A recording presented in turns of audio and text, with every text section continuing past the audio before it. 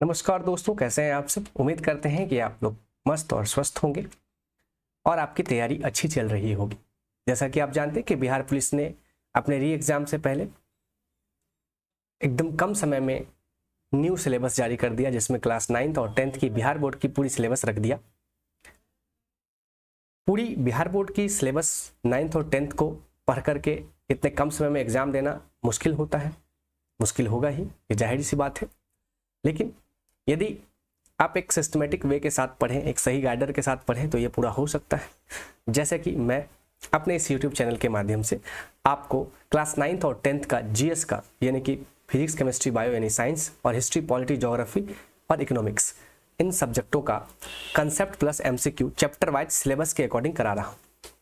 इस कड़ी में मैंने class 9th and class 10th इन दोनों का सामाजिक विज्ञान का 4 पेपर, हिस्ट्री, पॉलिटी, ज्योग्राफी और इकोनॉमिक्स करा दिया है। इसी कड़ी में मैं साइंस करा रहा हूँ। ठीक है, साइंस के लिए एक आध दिन लेट हो गया, बच्चे नाराज भी हैं, मैं उनकी नाराजगी समझता हूँ क्योंकि एग्जाम का समय कम है। मैं इसके लिए क्षमा प्रार्थी हूँ, 1-2 दिन लेट हो गई। साइंस कराने में मुझे कुछ प्रॉब्लम्स हो गई थी। तनाव नहीं लेना है, मैं अब आ गया हूँ केवल आपके सामने। तो क्लास 9th और 10th की साइंस में 1 से 2 दिन के अंदर पूरा कंप्लीट करा दूंगा आपको। मैं क्या करा रहा हूँ, तो सिलेबस के according chapter wise class 9th और 10th का कंसेप्ट और एमसीक्यू 1 से 2 घंटे में पूरे किताब का करा दे रहा हूँ। 1 से 2 घंटे की इस वीडियो में आप पूरे किताब का कंसेप्ट और एमसीक्यू समझ जाएंगे, तो उम्मीद रखिए कि एग्जाम में आपका परफॉर्मेंस औरों से बेहतर होगा, क्योंकि कोई भी एग्जाम सिलेबस के अकॉर्डिंग ही होता है। और बिहार पुलिस पे ये इल्ज़ाम लगता था कि वो सिलेबस से सवाल नहीं पूछता है, तो इस बार उन्होंने अच्छा खासा सिलेबस दिया और अच्छा खासा बड़ा सिलेबस दिया, तो सवाल वहाँ से आएंगे, सिलेबस से आएंगे। और दूसरी चीज़, आप लोग ऑब्जेक्टिव के पीछे भागते हैं। याद रखिए, ऑब्जेक्टिव बनते कहाँ से, ऑब्जेक्टिव पैदा कहाँ से होते हैं, कंसेप्ट से। यदि आपके पास कंसेप्ट आ गया तो ऑब्जेक्टिव आप खुद पैदा कर दोगे। लेकिन हम लोग क्या करते हैं, गलत डायरेक्शन में भागते हैं, ऑब्जेक्टिव भागते हैं। ऑब्जेक्टिव हम जिस के पीछे भागते हैं, एग्जामिनर उस ऑब्जेक्टिव को कलेक्ट नहीं करता। आप देखेंगे कि नॉर्मल कुछ ऑब्जेक्टिव को छोड़ दें, बाकी सवाल जो है एग्जामिनर कंसेप्ट के आधार पे पूछता है, जो कि कहीं आपको मिलता नहीं है। तो बच्चे कहते हैं ये पूछता नहीं है। देखिए, कंसेप्ट पढ़िए आप, मैं फिर से कह रहा हूँ, चैप्टर के कंसेप्ट को समझिए, फिर एमसीक्यू उससे जिस भी तरह से बनेगा आप बना देंगे। ये मेरा अनुभव है। इतने दिनों के एजुकेशन फील्ड में काम करने के बाद मैंने समझा कि बच्चे को कंसेप्चुअली समझना चाहिए। जो कंसेप्ट आपके दिमाग में रहेगा, उससे किसी भी तरह का सवाल आएगा आप जवाब दे देंगे। तो ठीक है, ज़्यादा आपका समय नहीं लेते हैं, वीडियो लंबा नहीं करते हैं और अपने काम करना शुरू करते हैं। क्लास 9th साइंस, फिजिक्स को पहले हम लोग कंसिडर करेंगे, फिर केमिस्ट्री, फिर बायोलॉजी। ठीक है, तो चलिए शुरुआत करते हैं। तो मेरी फिर लास्ट में यही रिक्वेस्ट रहेगी, आप कॉन्सेप्ट प्लस एमसीक्यू को देखिए। जिस कॉन्सेप्ट को पढ़िए उसी का एमसीक्यू देखिए। इससे आपके अंदर जो बिल्ड होगा वो बेहतर होगा, जो एग्जाम के लिए बेस्ट होगा। चलिए शुरुआत करते हैं। तो क्लास 9th का ये विज्ञान है। आपको पता होगा कि जो सरकार का सिलेबस है, गवर्नमेंट का जो किताब है, उसमें साइंस के अंतर्गत तीनों के तीनों मिक्स होते हैं, फिजिक्स, केमिस्ट्री और बायो। और मिक्सअप में कुल चैप्टर हैं लगभग 15 चैप्टर हैं यहाँ पर। तो हमने क्या किया, इसे अलग अलग कर लिया आपकी सुविधा के लिए, कि हमने फिजिक्स के पोर्शन को हटा लिया इससे। ये फिजिक्स का पोर्शन है क्लास 9th का, तो पहले हम लोग इसके देख लेते हैं। तो चलिए, फिर केमिस्ट्री, फिर बायो। तो फिजिक्स का कुल ये 5 चैप्टर क्लास 9th में आपके सामने उभरते हैं। आपने पढ़ा भी होगा क्लास 9th में, या फिर क्लास 9th में कोई पढ़ता ही नहीं है दोस्त, उस समय दिमाग में ये नहीं रहता है कि ये चीज़ है। सोच लीजिए, जो क्लास 9th जिसको आप यूं ही निकाल दिए, वही आज आपके जीप सामने खड़ा है। तो अगर आपके घर में छोटा भाई बहन है ना, तो अभी से उस पर ध्यान दीजिए, ताकि आगे जाके आपके जैसा दुख उसे ना झेलना पड़े। तो क्लास 9th से ही ज़बरदस्त तरीके से उसे ध्यान देना चाहिए। तो चलिए, बहरहाल ज़्यादा बात नहीं करके आपकी काम की बात शुरू करते हैं और लेते हैं पहला चैप्टर, गति। तनाव मत लीजिए, तैयारी कीजिए, आप अपना बेस्ट दीजिए, ईश्वर आपको अपना बेस्ट दे देंगे। ठीक है, आप अपना काम कीजिए, वो अपना काम करेंगे, है ना। हवा का काम है चलना और दिए का काम है जलना, तो हवा चलने दीजिए, आप दिए की तरह जलते रहिए। Okay, done, action. तो पहला चैप्टर, गति यानी कि मोशन। तो सबसे पहले सवाल ये आता है कि गति क्या होता है। आप समझिए कंसेप्ट से कि गति क्या होता है। गति, व्हाट इज मोशन। तो जब कोई वस्तु समय के साथ निश्चित बिंदु के सापेक्ष कोई निश्चित पॉइंट है उसके सापेक्ष अपना स्थान बदल दे, अपना क्या बदल दे, स्थान बदल दे, तो वस्तु को गति में समझा जाता है। अब मान लीजिए ये कोई पॉइंट है, एक टावर लगा हुआ है समझिए, ठीक है।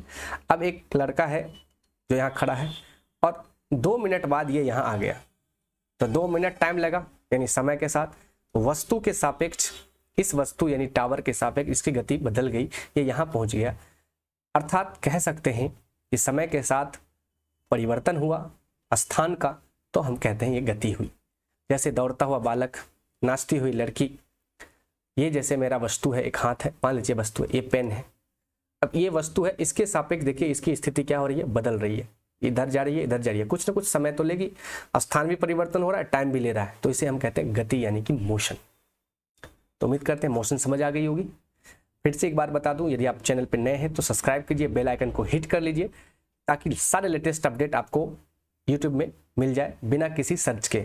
और क्लास 9th एंड 10th का यदि आप सोशल साइंस के चारों विषय हिस्ट्री, पॉलिटी, ज्योग्राफी, इकोनॉमिक्स नहीं देखे हैं तो जल्दी जाइए, बहुत ही ज़बरदस्त कराया हुआ है, बहुत ही लोगों ने उसे देखा है, बहुत ज़्यादा प्यार मिला है। जल्दी जाइए उसे देखिए और फिर आप पाएंगे कि आपकी परीक्षा कितनी आसान हो जाएगी। चलिए अब बढ़ते हैं अपने चैप्टर में आगे। गति के बाद बात करते हैं रेस्ट यानी कि विराम में, यानी कि जब तक आप दिन और रात, यदि जो रात को नहीं देखेंगे तो दिन की कल्पना नहीं होगी और दिन को नहीं देखेंगे तो रात की कल्पना नहीं।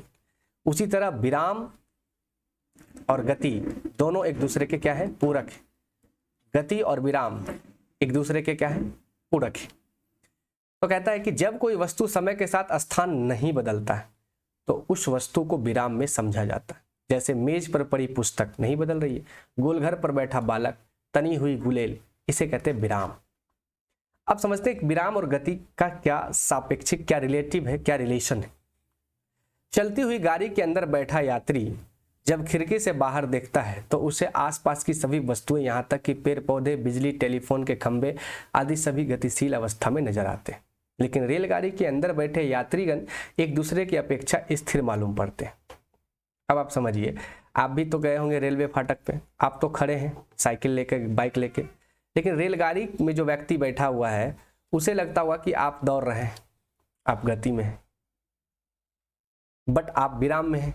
ठीक इसी तरह जब चलती हुई रेलगाड़ी को बाहर खड़ा व्यक्ति देखता है तो उस व्यक्ति को चलती हुई रेलगाड़ी के अंदर बैठे यात्री गतिशील अवस्था में नजर आते हैं। अब आप जब रेलवे फाटक पे से रेलवे में बैठे व्यक्ति को देखते हैं तो वो ऐसा लगता है कि व्यक्ति दौड़ रहा है, जबकि व्यक्ति रेल के अंदर बैठा हुआ है। इस बात से क्या स्पष्ट होता है कि किसी वस्तु की गति की कल्पना विराम के सापेक्ष तथा विराम की कल्पना गति के सापेक्ष की जाती है। अतः विराम एवं गति परस्पर सापेक्ष, परस्पर रिलेट करता है। आप विराम हैं, ट्रेन गति में है, लेकिन ट्रेन में बैठा व्यक्ति आपको गति में नजर आता है। लेकिन ट्रेन में बैठा व्यक्ति जब बाहर दिखता है तो आप रेलवे फाटक पे खड़े हैं, विराम में हैं, लेकिन आप उसे दौड़ते हुए मालूम पड़ते हैं। तो गति और विराम दोनों एक दूसरे के सापेक्ष हैं। ये क्वेश्चन पूछा जा सकता है कि गति और विराम एक दूसरे के निम्नलिखित में से क्या है, तो सापेक्ष हैं। यही चीज आपको ध्यान देना है। और ये सवाल अगर कंसेप्ट से पूछ दिया बोर्ड ने, CSBC ने, बिहार पुलिस बोर्ड ने, तो उम्मीद करिए कि बहुत बच्चे फंस जाएंगे, क्योंकि बच्चे याद करते हैं, रटते हैं, वो कंसेप्ट नहीं समझते हैं कि कहना क्या चाह रहा है, गति क्या कहना चाह रहा है आपको, या फिर विराम आपसे क्या कहना चाह रहा है। बात समझ रहे हैं। अब किसी सीधी रेखा पर किसी वस्तु का निर्धारण, अब यहाँ पर एक समझ लीजिए एक सीधी रेखा है, यहाँ पर कोई है, अब इसका हमें बताना है, निर्धारण करना है कि कहाँ है। तो किसी वस्तु की स्थिति को निर्धारित करने के लिए एक निर्देश बिंदु ली जाती है जिसे मूल बिंदु कहते हैं। अब अगर आपसे पूछ दे कि मूल बिंदु क्या होता है तो लोग मैथ में खोजने लगेगा कि इसका आंसर मैथ से आएगा, मैथ पूछ दिया। मूल बिंदु उसे कहते हैं जहां से हम निर्देश बिंदु को लेते हैं। अतः मूल बिंदु से उस वस्तु की स्थिति का पता लगाया जाता है। जैसे पटना में गोलघर गांधी मैदान से 1 किलोमीटर दूर है, तो मूल बिंदु क्या हो गई, गांधी मैदान। गांधी मैदान हो गई। यहाँ गांधी मैदान को निर्देश बिंदु माना गया और यहाँ से 1 किलोमीटर क्या है, दूर है, और क्या है, गोलघर है। बात समझ रहे हैं। लेकिन इससे एक बात पता चलता है कि 1 किलोमीटर दूर है, तो पहला आपने निर्देश बिंदु लिया, इससे वस्तु की दूरी पता चल गई। लेकिन अगर आपको क्लियर बताना है तो उसकी दिशा भी बताना पड़ेगी। दिशा क्या है? तो हम ये कह सकते हैं, ये देखिए कि जो गांधी मैदान से गोलघर 1 किलोमीटर है, लेकिन वो पूरब दिशा में है या उत्तर दिशा में है, तब जाकर के स्पष्ट होता है। ठीक है, तो गोलघर गांधी मैदान से 1 किलोमीटर पश्चिम है, तो इसकी स्थिति का पता स्पष्ट रूप से चलता है। तो यदि कोई व्यक्ति आपसे कुछ पता पूछता है या आप किसी को पता बताते हैं, तो बोले कि यहाँ से 2 किलोमीटर पूरब दिशा आप जाएंगे तो वो जगह मिलेगी। तो 2 चीज़ों का ध्यान रखना होता है। तो अब क्वेश्चन एक बार पूछा हुआ है कि सीधी रेखा के अनुरेख वस्तु की स्थिति का पता लगाना हो तो कम से कम कितने मुख्य बिंदु पर ध्यान देना होगा? तो 2 बिंदु पर ध्यान देना है। पहला निर्देश बिंदु, दूसरा वस्तु की दिशा में स्थित है वस्तु हमारी। अब ये ग्राफ भी आप बचपन में पढ़े होंगे 9th में, है ना। ये उत्तर दिशा, ये दक्षिण, ये पूरब, ये पश्चिम, ये तो दिशा है, डायरेक्शन है। बहुत सारे बच्चे को ये दिशा भी समझ नहीं आती है। उसके बाद ये देखिए अक्ष पे दिखाते हैं, एक्स एक्सिस, ये एक्स है, ये पॉजिटिव को दिखाता है, ये नेगेटिव को दिखाता है, ये वाई है, ये पॉजिटिव दिखाता है, ये नेगेटिव दिखाता है। तो इस तरह से हम किसी भी चीज को डायरेक्शन वाइज समझ सकते हैं, देख सकते हैं। क्लियर है? आगे बढ़ते हैं। अब आते हैं अदिश एवं सदिश। इसको समझ लीजिए। अदिश क्या होता है? अ और दिश लगा हुआ है। अ दिश का मतलब ही हो जाता है, देखिए जिस चीज में, जैसे ये सदिश है, जैसे कहते हैं ना सामाजिक, सामाजिक का मतलब सभ्य है, अच्छा समाज से संबंधित।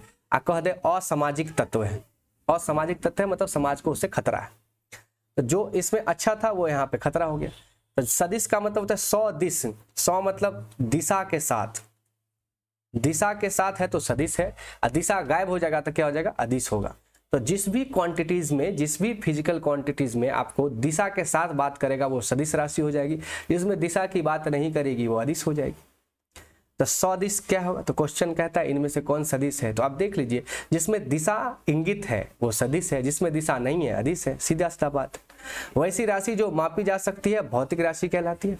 तो फिजिक्स में हर चीज को मापा जाता है, मेजर किया जाता है। तो फिजिक्स में हर चीज मेजरेबल है, इसलिए फिजिक्स में एक चैप्टर आता है मापन, मेजरमेंट, नापना। गांव में क्या कहते हैं? नापते हैं। अब फिजिक्स में उसको कहते हैं मापते हैं। जैसे लंबाई है, जैसे यहां से यहां तक 2 किलोमीटर, ये किलोमीटर क्या है? मात्रक है, किसका? दूरी का। तो यानी कि दूरी को हम मापते हैं किलोमीटर में, मीटर में, बात समझ रहे हैं? यानी ये क्या है? डिस्टेंस, यानी कि लंबाई है। जैसे लंबाई हो गई, क्षेत्रफल हो गया, दूरी हो गया, विस्थापन हो गया, ताप हो गया, द्रव्यमान हो गया, चाल हो गया, वेग, शक्ति, ऊर्जा, ये सब क्या है? भौतिक राशियां। भौतिक राशियां 2 तरह के होते हैं, एक अदिश राशि होता है, एक सदिश राशि होती है। चलिए समझ लीजिए, फिजिकल क्वांटिटीज 2 तरह की होती है, एक सदिश और एक अदिश। तो स्केलर क्वांटिटीज, अदिश राशि क्या होता है? वैसी राशि जिसमें केवल परिमाण हो। अब ये पूछ दे निम्नलिखित, वैसी राशि जिसमें केवल परिमाण हो उसे निम्नलिखित में से क्या कहेंगे? अदिश। और ये क्वेश्चन बनेगा, इसलिए बनेगा क्योंकि वो आपको सिलेबस दिया है और कहा है कि इसको पढ़िए, 9th और 10th के साइंस को पढ़िए। तो यहाँ से जो भी कंसेप्ट है उसी से सवाल बनाएगा वो। तो ऐसी राशि जिसमें केवल परिमाण हो अदिश राशि कहलाती है। इस राशि को उपयुक्त मात्रक के साथ संख्या में व्यक्त किया जा सकता है। जैसे किसी वस्तु का द्रव्यमान 5 kg है तो इसका अर्थ है कि संख्या 5 परिमाण का बोध कराता है, जबकि kg द्रव्यमान के मात्रक को दिखाता है। तो kg क्या है? उसके द्रव्य के द्रव्यमान का मात्रक है। क्लियर है? अब ये अदिश राशि कौन कौन है? जैसे यहाँ पे देखिए, पहला है लंबाई, द्रव्यमान, समय, ताप, कार्य, ऊर्जा, शक्ति, दूरी, चाल, आयतन, घनत्व। इन सब में एक चीज आप कॉमन देखिएगा, इसमें कोई दिशा की बात नहीं करेगा, दिशा नॉट। जैसे अगर हम आपको बोल दे लंबाई, तो लंबाई मतलब क्या है? कहीं भी आप चले ये लंबाई ही है, इसमें दिशा का कोई वैल्यू नहीं है, किधर भी आप जा सकते हैं, इधर उधर जिधर। द्रव्यमान, अब किसी वस्तु का द्रव्यमान चारों दिशा में हो सकता है। समय, समय का क्या दिशा है? समय तो समय होता है। तो आप देखेंगे कि इन सब में एक कॉमन है कि इसमें कोई दिशा की बात नहीं है, इसलिए इसका नाम है अदिशा यानी अदिश। दूसरा है सदिश। समझ में आ रहा है दोस्त? नहीं समझ आ रहा है? 9th में क्या कर रहे थे? जिंगला छोंक रहे थे। ऐसी राशि जिसमें परिमाण के साथ साथ दिशा का भी ज्ञान होता है, सदिश कहलाती। जैसे विस्थापन। अब बताइए विस्थापन क्या होता है? शॉर्टेस्ट डिस्टेंस को विस्थापन कहते हैं। जैसे मान के चलिए हम आपको बता रहे हैं कि यहाँ आपका घर है, ये आपका घर है और आप यहाँ खड़े, और रास्ता रोड ऐसे बना हुआ है, तो आप घर ऐसे ही जाएंगे। लेकिन विस्थापन कहता है ऐसे जाओ, सीधे जाओ। तो विस्थापन के लिए एक सीधी सीधी रेखा बनेगी, जिसका मतलब एक सीधा दिशा बनेगा, यहाँ से यहाँ एक दिशा बनेगा, क्योंकि ये आप डायरेक्ट जाते हैं। हेलीकॉप्टर एरोप्लेन डायरेक्ट विस्थापन करती है, शॉर्टेस्ट डिस्टेंस कवर करता। ये पूरा रास्ता चलिएगा तो मान के चलिए अगर ये 2 किलोमीटर है तो ये होगा आपका सीधा सीधा 1 किलोमीटर। इसलिए हेलीकॉप्टर और एरोप्लेन तेजी से जगह पर पहुंच जाता है। तो विस्थापन हो गया, वेग हो गया, वेग के लिए दिशा चाहिए, त्वरण किसी दिशा में ही त्वरण लगाएंगे, बल किसी दिशा में लगाएंगे। जैसे मान के चलिए ये मेरा हाथ है, इसको हम धकेलेंगे तो किसी न किसी दिशा में धकलाएगा। संवेग, आवेग, भार में भी देखिए, भार को बहुत बार पूछा गया। भार में भी जब भी आप तराजू पे बैठते हैं, तराजू एक ही दिशा में जाती है। तो ये सारे के सारे सदिश राशि। अब जैसे कहा पटना रेलवे स्टेशन से तारामंडल 2 किलोमीटर उत्तर दिशा में, ये 2 क्या है संख्या, मात्रक किलोमीटर है और दिशा क्या है उत्तर है। तो ये हुआ परफेक्ट वैल्यू, इसीलिए हम इसे कहते हैं सदिश। क्लियर है? आगे बढ़ जाते हैं, कोई दिक्कत है? अब एक ट्रिक याद रखिए आपको, अगर आपको एग्जाम में पूछ दे कि निम्नलिखित में से कौन सी सदिश राशि है, तो देखिएगा वो या बौ, ये जिसमें रहे वो सदिश राशि अमूमन हो जाता है। खाली वो भार को अगर छोड़ दे तो देखिए इसमें विस्थापन में भी बौ है, वेग में बौ है, त्वरण में बौ है, बल में बौ है, संवेग में बौ है, आवेग में बौ है, एगो भार को अपवाद में ले लीजिए, तो ये ट्रिक काम कर जाएगा आपका। बात समझ में आ गया? जबकि इधर जाएंगे तो आपको कहीं बौ वगैरह ज़्यादा नज़र नहीं आएगा। लंबाई को छोड़ दीजिए एक, तो लंबाई द्रव्यमान तो ट्रिक हमेशा 100% सही नहीं होता है, लेकिन ज़्यादातर ट्रिक जो है वो और वो में आपको सदिश दिखेगा। लंबाई का तो आसानी से आप याद रख सकते हैं, लंबाई के लिए कोई दिशा नहीं होता, किधर भी आप जा सकते हैं। द्रव्यमान के लिए क्या दिशा होगी? हमारा शरीर सारी दिशाओं में फैला हुआ है, तो इसमें एक डायरेक्शन तो है ही नहीं। बात समझ रहे हैं? तो थोड़ा बहुत दोनों तरीके से कंसेप्ट समझ करके भी और ट्रिकली भी आप सॉल्व कर सकते हैं। अब बात करते हैं सदिश और अदिश में क्या अंतर है। पहला अंतर तो आप समझिए, ये केवल परिमाण को बताता है, ये परिमाण के साथ साथ दिशा भी बताता है। यह बीजीय नियम का पालन करता है, अर्थात समान मात्रक वाली राशि परस्पर जोड़ी या घटाई जा सकती है। यह सदिश योग के नियम का पालन नहीं करता है। ये वैसे ये 11th में आप पढ़ेंगे कि सदिश योग के नियम क्या है ना, क्रॉस प्रोडक्ट और डॉट प्रोडक्ट, जो 11th में फिजिक्स लिए होंगे वो पढ़े होंगे। अदिश राशि को व्यक्त करने के लिए किसी विशेष निरूपण की आवश्यकता नहीं होती है, इसके लिए एक तीर की आवश्यकता होती है, क्योंकि तीर से पता चलता है कि किस दिशा में आता है। तो इससे सवाल बनाएगा एग्जामिनर, तो आप आसानी से बता सकते हैं।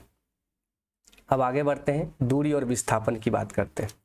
दूरी, डिस्टेंस और विस्थापन। दूरी क्या होता है सही समझिए, किसी वस्तु द्वारा तय की गई रास्ते की लंबाई उस वस्तु द्वारा तय की गई दूरी कहलाती है। दूरी क्या है? Actual length of path. जैसे मान लीजिए एक रास्ता है, इस रास्ते पे हम चलना शुरू किए। अब ये रास्ता अगर 2 किलोमीटर है तो यहाँ से यहाँ तक हम आए तो पूरे पथ की लंबाई को ही क्या कहते हैं? दूरी कहते हैं। जितना दूर चले हैं वो टोटल क्या हो गया? दूरी हो गया। The actual length of the path covered by the body called the distance travelled by the body. यानी कि किसी वस्तु द्वारा तय किए गए रास्ते की लंबाई को उस वस्तु द्वारा तय की गई दूरी कहते हैं। दूरी समय के साथ स्थान परिवर्तन होता है, बिल्कुल। इसे एस से सूचित करते हैं, इसका ऐसा ही मात्रक मीटर होता है। लंबाई का मात्रक क्या होता है? मीटर, क्योंकि दूरी में हम लोग लंबा ही चलते हैं ना। अब सीजीएस मात्रक इसका सेंटीमीटर होता है, यह एक अदिश राशि है। कई बार सवाल पूछा हुआ है कि लंबाई का मात्रक मीटर तो होता है, लेकिन इसका सीजीएस मात्रक क्या होता है? सेंटीमीटर। कोई दिक्कत? अब यह देखिए एक उदाहरण दिया हुआ है। अब यहाँ से यहाँ तक इशारा, जब आप यहाँ से अगर चलना शुरू करते हैं और यहाँ आते हैं तो यहाँ पर टोटल का टोटल क्या निकल जाएगा? डिस्टेंस, यानी कि दूरी। ये टोटल जोड़ देंगे क्या निकल जाएगा? दूरी निकल जाएगा। बात समझ रहे हैं? आगे बढ़े, आगे बढ़ते हैं। अब बढ़ते हैं विस्थापन। विस्थापन, डिस्प्लेसमेंट। निश्चित दिशा में वस्तु द्वारा तय की गई दूरी विस्थापन कहलाती है। निश्चित दिशा, यहाँ पर ये ध्यान दीजिए, फिक्स डायरेक्शन में वस्तु द्वारा तय की गई दूरी कहलाती है, डिस्प्लेसमेंट कहलाती है। दूसरे शब्दों में वस्तु की प्रारंभिक और अंतिम स्थिति के बीच की न्यूनतम दूरी को वस्तु का विस्थापन कहते हैं। इसे परा एस या डी से सूचित करता है। इसका एसआई मात्रक मीटर तथा सीजीएस मात्रक सेंटीमीटर होता है। यह एक सदिश राशि है, क्योंकि विस्थापन क्या है? एक सदिश राशि है। इस उदाहरण से आप समझ सकते हैं, विस्थापन एक सदिश राशि है, इसलिए इसका मान धनात्मक, ऋणात्मक या शून्य हो सकता है। कैसे हो सकता है ये भी हम आपको समझाते हैं। देखिए यहाँ पर आप देखिए डायरेक्शन दिया हुआ। मान लीजिए कोई व्यक्ति है जो यहाँ से यहाँ चला, फिर यहाँ से यहाँ चला, लेकिन हम क्या किए? यहाँ से शुरू किए और डायरेक्ट यहाँ पहुँच गए। तो हमने क्या किया, विस्थापन किया। पहुँचना तो यहाँ था, तो यहाँ से घूमने की जरूरत नहीं है। देखिए, लेकिन ये जमीन पे संभव नहीं है। मान लीजिए आपका घर यहाँ है और रास्ता जो है यहाँ से जाता है और फिर यहाँ से यहाँ जा करके फिर यहाँ से आकर के यहाँ से ऐसे रास्ता है, तो आपको तो ऐसे ही जाना पड़ेगा दोस्त। लेकिन यदि आप हेलीकॉप्टर पे चढ़ रहे, हवा में हैं, तो प्लेन तो सीधे चला जाएगा, इसलिए प्लेन तेजी से जाता भी और जल्दी पहुंच भी जाता है। लेकिन जो ट्रेन है या सड़क है, तो सड़क तो जैसे बना हुआ है ऐसे ही, ऐसा थोड़ा है कि खद्दा खुद्दी में घुस के आप पार कर जाएंगे। बीच में मान लीजिए किसी का घर है, तो हवाई जहाज तो ऊपर से चल जाता है, लेकिन आप क्या घर तोड़ देंगे, हटा हटा हम विस्थापन करेंगे। तो सबसे शॉर्टेस्ट डिस्टेंस को अपन विस्थापन कहते हैं, विस्थापन कहते हैं, डिस्प्लेसमेंट कहते हैं। अब इसी में देख लीजिए, आप इसको ऐसे ऐसे जाना है और मान के चलिए ये ऐसे गया ऐसे गया ऐसे गया ऐसे गया, फिर यहीं पहुंच गया, तो विस्थापन 0 हो गया। यहाँ पे देखिए विस्थापन 0। विस्थापन 0 कब होगा, तो फिजिक्स का एक अजीब खतरनाक नियम है। अजीब खतरनाक नियम क्या है, आप सुनेंगे तो हंसी लगेगा। फिजिक्स कहता है कि मान लीजिए ये है कोई जगह, जैसे इसका अच्छा उदाहरण है कि जैसे आपका ये घर है और आप सुबह में यहाँ से टहलते हुए गए और यहाँ आपका डेरा है, ठीक है, और फिर आप यहाँ से टहलते हुए वापस घर आ गए। तो फिजिक्स कहेगा कि आप कोई काम नहीं किए, 0 काम किए, आपका डायरेक्शन 0 है। क्योंकि यदि आपको जाना, यहीं आना था वापस, तो आप गए क्यों? फिजिक्स कहता है जब आना ही था तो गया क्यों बे? क्यों गया? तो जब आप किसी काम को करके फिजिक्स के अकॉर्डिंग जाएंगे और फिर वापस आ जाएंगे, पुनः अपने ओरिजिन पे आ जाते हैं, तो फिजिक्स कहता है विस्थापन 0, कोई विस्थापन नहीं किया। जैसे यहाँ इस पिक्चर में देखिए, ये यहाँ गया यहाँ गया यहाँ गया या फिर यहाँ आ गया, तो विस्थापन 0 है। इसमें देखिए आप, ये बंदा यहाँ गया फिर यहाँ गया, लेकिन यहाँ से एक उठा और सीधे चला गया, ये विस्थापन है। ये क्या है, AD क्या है, विस्थापन है, A से सीधे D, लेकिन ये रास्ता है। तो ये संभव हमेशा नहीं है। तो फिजिक्स कहीं कहीं व्यवहारिक जीवन में यह नहीं है कि आप डायरेक्ट किसी के घर पे जाएंगे तो सीधे विस्थापन कर देंगे, क्योंकि विस्थापन में घर में से चलेंगे तो खेत भी आएगा, खड्डा भी आएगा, जंगल आएगा, उसमें सांपों कीड़ा होगा। तो विस्थापन करने के लिए आप उसमें तो घुस नहीं जाएंगे, किसी का घर तो नहीं तोड़ देंगे या किसी के घर में घुस जाएंगे, पता चला अगला नया नया शादी हुआ है, सोया हुआ है, अब उसके घर में घुस गए, हटो हटो हम फिजिक्स पढ़े, हम विस्थापन करेंगे। ऐसा नहीं कर सकते। तो स्थल पे संभव नहीं है। देखिए, ठीक है, बात समझ गए? चलिए आगे बढ़ते हैं। विस्थापन समझ में आ गया। अब विस्थापन और दूरी में अंतर समझते हैं। डिस्टेंस और डिस्प्लेसमेंट में क्या अंतर है? देखिए, वस्तु द्वारा तय की गई रास्ते की लंबाई को दूरी कहते हैं, लेकिन वस्तु के प्रारंभिक एवं अंतिम के बीच न्यूनतम दूरी, शॉर्टेस्ट डिस्टेंस, हमेशा याद रखिए कि विस्थापन हमेशा शॉर्टेस्ट डिस्टेंस को कवर करता है, कि एक बिंदु से दूसरे बिंदु तक पहुंचने के लिए सबसे छोटा रास्ता क्या हो सकता है, एकदम शॉर्ट से शॉर्ट क्या हो सकता है। तो शॉर्ट तभी होगा जब सीधा जाएगा। यह एक अदिश राशि है, यह एक सदिश राशि है, क्योंकि यह जब शॉर्ट डिस्टेंस कवर करता है तो इसमें दिशा हो जाती है। तय की गई दूरी हमेशा धनात्मक होती है, विस्थापन धनात्मक ऋणात्मक शून्य कुछ भी हो सकता है। अब यहाँ से यहाँ गया और फिर यहाँ से यहाँ गया तो शून्य हो गया, बात समझ रहे? और यहाँ सीधे गया तो धनात्मक है, वापस आ गया तो शून्य हो गया। तय की गई दूरी तो विस्थापन के समान या विस्थापन से बड़ा हो सकता है। अब देखिए, दूरी या तो विस्थापन के समान या विस्थापन से बड़ा हो सकता है। तय की गई विस्थापन तय की गई दूरी के समान या दूसरी दूरी से कम होता है। मान लीजिए एक रास्ता यहाँ से यहाँ है और यहाँ पहुँचा है। अब आपकी मजबूरी है, अगर ये सड़क है तो यहाँ से यहाँ है, यहाँ पर जाना ही पड़ेगा आपको। लेकिन अगर विस्थापन आप करेंगे तो यहाँ से खोलेंगे तो सीधे चल जाएंगे। तो अगर ये दूरी 4 किलोमीटर है तो विस्थापन 2 किलोमीटर होगा। तो हमेशा दूरी से विस्थापन क्या है, कम होगा। लेकिन अगर एक बात बताएं, आप यहाँ खड़ा है और आपको यहाँ पहुँचना है, तो यहाँ ये दूरी, अगर रास्ता ऐसे बना हुआ है सीधा सीधा, तो दूरी जितना होगा उतना ही विस्थापन होगा। तो दूरी और विस्थापन या क्या होगा, बराबर हो सकता है, या दूरी से विस्थापन कम होगा। ठीक है, बात समझ में आ गई? चलिए अभी देखिए, यहाँ एक सिंपल एग्जांपल भी दिया हुआ है। एक आदमी अपने घर से इतना बजे सुबह टहलने के निकला, पुनः 7:30 बजे लौट जाता है, तो विस्थापन क्या होगा? तो विस्थापन 0 होगा, क्योंकि उस आदमी की स्थिति 6:15 में तथा 7:30 में एक समान है। तो फिजिक्स कहता है अगर तुम गया और वापस आ गया, मतलब तुम कोई काम नहीं करने लायक है, तुम गधा है, भाग यहाँ से, 0 विस्थापन, कोई काम नहीं किया तुम। चलिए अब अगला टॉपिक लेते हैं, चाल, स्पीड। समझ आ रहा है दोस्त? समझ आ रहा है तो वीडियो को लाइक कीजिए। अगर कोई दिक्कत आ रही है तो हमें कमेंट में लिखिए। किसी वस्तु द्वारा इकाई समय में तय की गई दूरी को चाल कहते हैं। किसी वस्तु द्वारा इकाई समय में, यानी कि कोई वस्तु है एक खास टाइम में कितना दूर चली है, उसको चाल कहते हैं। तो चाल बराबर फॉर्मूला आता है दूरी बटे समय। चाल बराबर क्या होता है, जैसे मान लीजिए आप अपने घर से निकले और आप अपने कॉलेज पहुंचे, ठीक है। अब इसका कॉलेज की लंबाई यहाँ है 5 किलोमीटर, तो डिस्टेंस कितना कवर किया आपने 5 किलोमीटर, और आपको समय लग रहा है मान के चलिए 1 घंटा। तो क्या है, दूरी कितना है 5, समय कितना लगा 1 घंटा। तो इसको अगर आप डिवाइड करेंगे तो ये निकल जाएगा कि आप कितना स्पीड में आए हैं साइकिल लेके। तो t सेकेंड में तय की गई दूरी s हो तो चाल v बराबर s/t। इसका ऐसा ही मात्रक मीटर प्रति सेकेंड होता है, CGS में मीटर प्रति सेकेंड होता है, और यह एक अदिश राशि है। समय एक अदिश राशि है, चाल एक अदिश राशि है कि चाल आप कहीं भी चल सकते हैं, कोई दिक्कत नहीं। एक समय ही ऐसा है जिसमें तीनों राशियों में CGS में, MKS में और FPF में सब बराबर होता है, तनाव नहीं लेना है, ठीक है। तो उम्मीद करते हैं कि चाल आपको समझ आ गई होगी। अब चाल के टाइप्स देख लेते हैं। चाल 4 प्रकार के होते हैं। एक होता है एक समान चाल, मतलब एक समान चाल आप चल रहे हैं, कहते हैं एक समान चाल चलते रहिए, यानी कि किसी भी परिस्थिति में ना आपका स्पीड बढ़ रहा है ना घट रहा है, एक समान 40 के स्पीड में है तो 40 में चल रहे हैं, इसको कहते हैं एक समान। दूसरा है असमान चाल, यानी कभी आपका स्पीड 40 है, कभी 60 है, कभी आपका 20 भी हो सकता है, बाइक चलाते होंगे। ताक्षणिक चाल का मतलब होता है किसी खास टाइम में आप कितना स्पीड चल दिए। और औसत चाल का मतलब क्या होता है कि कुल कितना चले हैं और कुल कितना टाइम लगा है, सबको भाग दे दीजिएगा तो निकल जाएगा एवरेज स्पीड। जैसे मान के चलिए 10 किलोमीटर जाने के लिए आपने 20 का स्पीड इस्तेमाल किया, फिर उसके अगले 20 किलोमीटर जाने के लिए 30 का इस्तेमाल किया, तो सारा किलोमीटर जोड़ के सारा टाइम से भाग दे दीजिएगा तो निकल जाएगा एवरेज, कि आपने पूरी यात्रा में औसतन चाल आपकी क्या थी। ओके, चलिए देखिए यहाँ औसत चाल बराबर फॉर्मूला दिया हुआ था, पूछ देगा आपसे।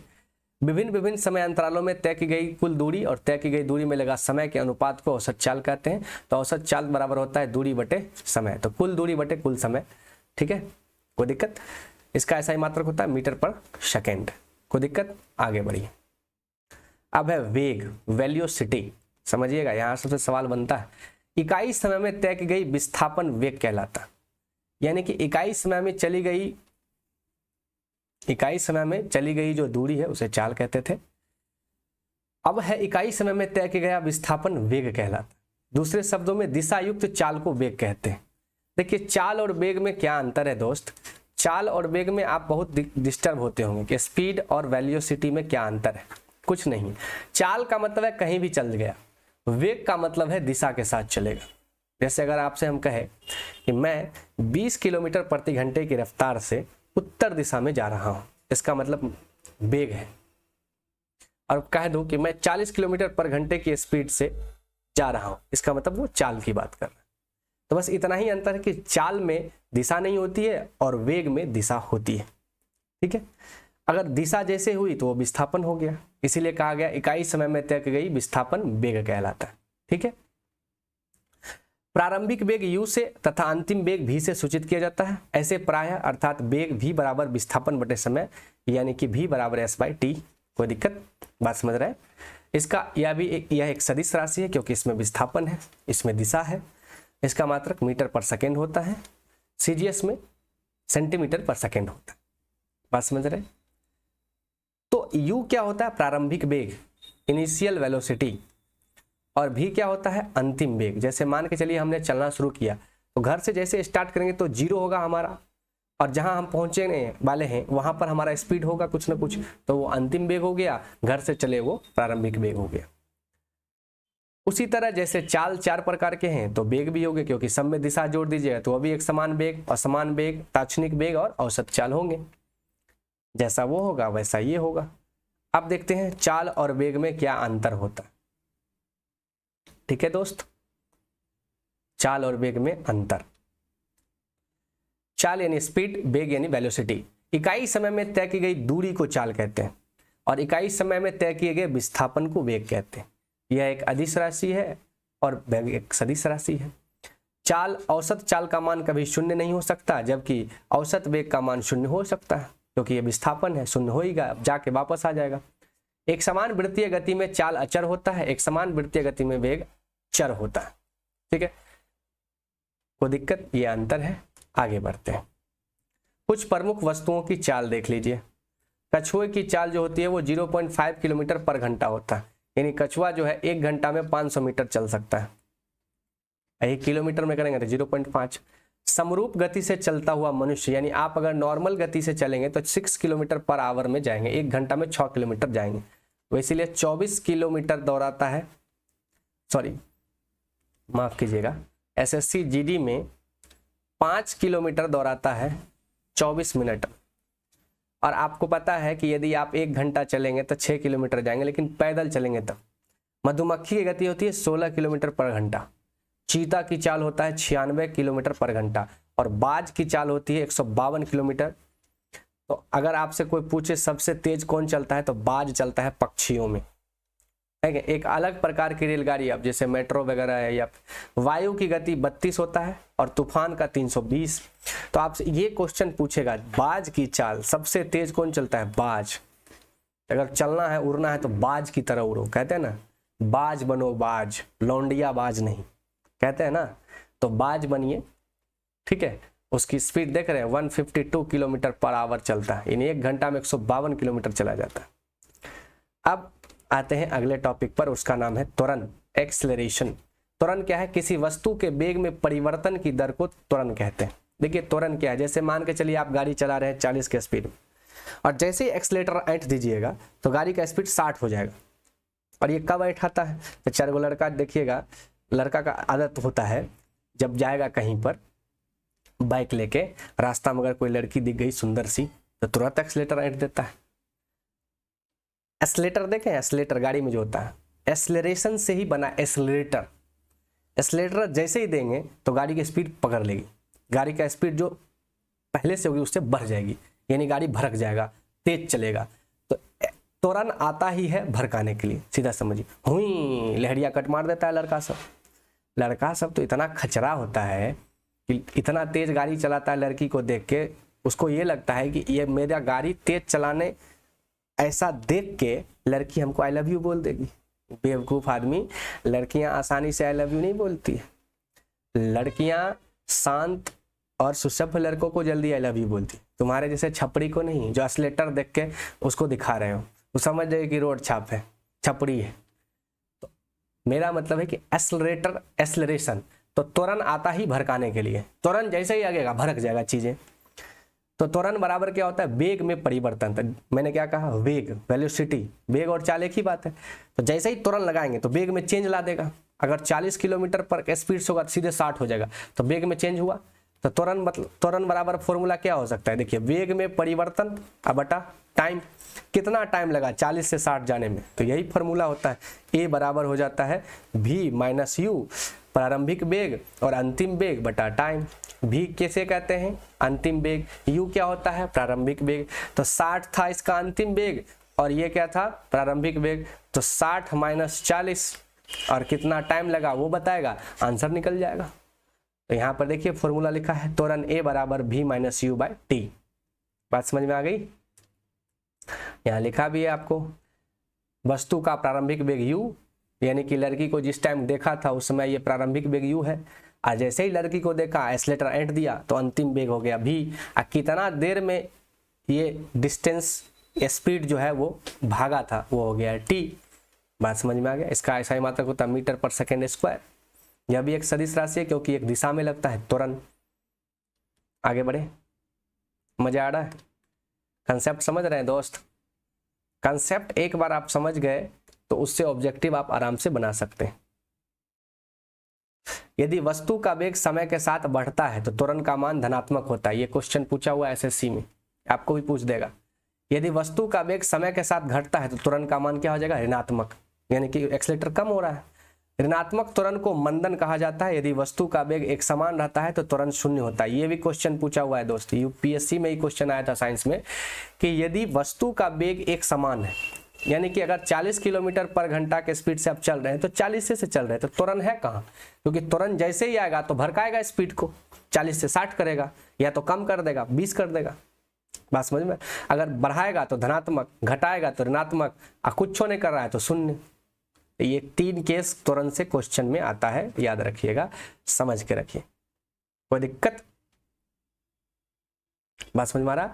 यूनिफॉर्म एक्सेलरेशन, इसमें भी 4 तरह का होता है, एक समान त्वरण और समान त्वरण।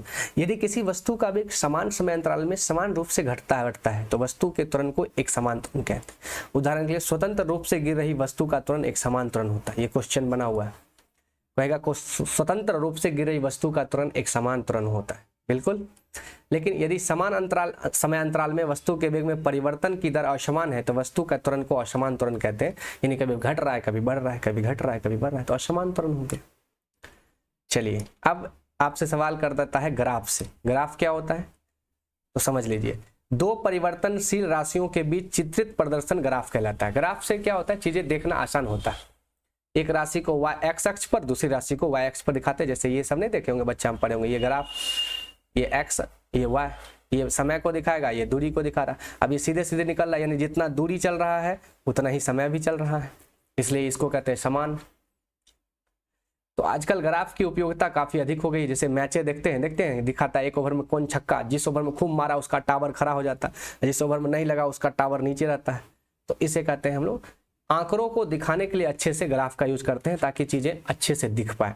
खाली डाटा लिख देगा तो समझ में नहीं आएगा। तो देखिए ये ग्राफ है, इस एक ग्राफ से आपको सवाल पूछेगा कि निम्नलिखित ग्राफ से बताएं कि इसमें चाल और दूरी का क्या सिस्टम चल रहा है, समय और दूरी का क्या सिस्टम है। तो आप देखिए, इधर है y, इधर क्या है x, इधर क्या लिखा है समय, और इधर क्या लिखा है दूरी, और ये क्या है 0 पॉइंट। यहाँ से ये चीजें शुरू हुआ। देखिए यहाँ अगर ये वस्तु आया है तो इधर से दूरी भी 2, इधर से चाल भी 1। इसका मतलब जैसे जैसे ये आगे बढ़ रहा है तो दूरी भी जा रहा है और समय भी ले रहा है। तो हर समय में ये दूरी को ले रहा है, यानी बराबर समय में बराबर दूरी तय कर रहा है, यानी कि ये एक समान गति को दिखा रहा है। तो इस ग्राफ को क्या कहेंगे, एक समान गति को दिखा रहा है। बात समझ रहे? तो इससे पता चल जाता है कि जो कोई व्यक्ति किसी डिस्टेंस को कवर किया है तो उस समय के अकॉर्डिंग कैसे कवर किया है। तो यही ग्राफ आपको दे देगा और क्वेश्चन पूछ लेगा कि बताइए निम्नलिखित ग्राफ के द्वारा क्या प्रदर्शित होता है। तो आप कहिएगा एक समान गति प्रदर्शित होता है।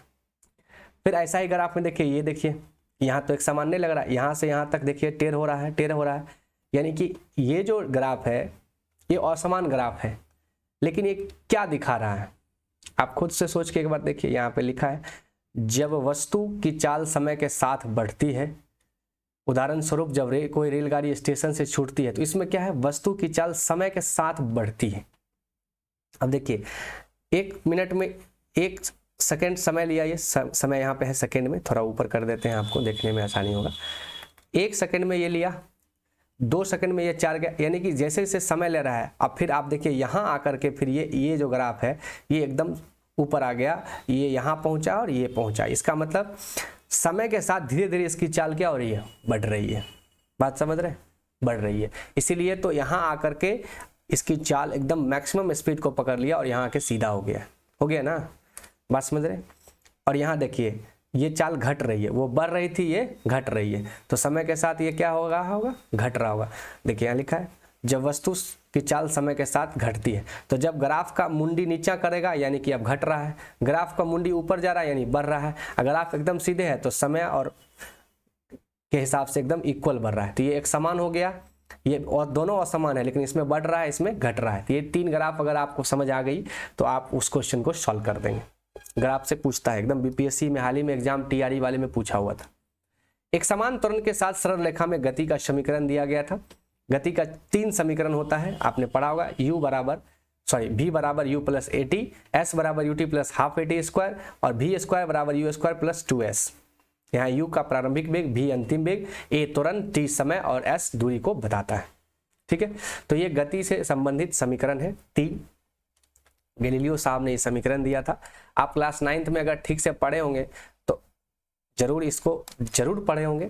9वें सेकंड में तय की गई दूरी, एक चौथा समीकरण है, ये जरूर पूछेगा।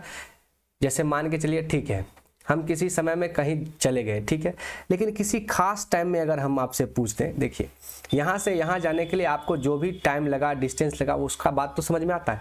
लेकिन यदि हम कह दें कि ये है 1 नंबर, ये है 2 नंबर, ये 3 नंबर, ये है 4 नंबर, लेकिन हम आपसे पूछे कि 2 से 3 के बीच आपका स्पीड क्या था, इस खास टाइम में आपका क्या स्पीड रहा, आप कितना चले, तो इसके लिए एक अलग से चौथा नंबर फॉर्मूला आता है, nवें सेकेंड में तय की गई दूरी, distance travelled in nth second, यानी कि किस खास सेकेंड में आप कितना दूरी तय किए। इसके लिए फॉर्मूला आता है SNTH बराबर, यानी nवें सेकेंड में u + 2n-1/2a, ये फॉर्मूला लगाता है।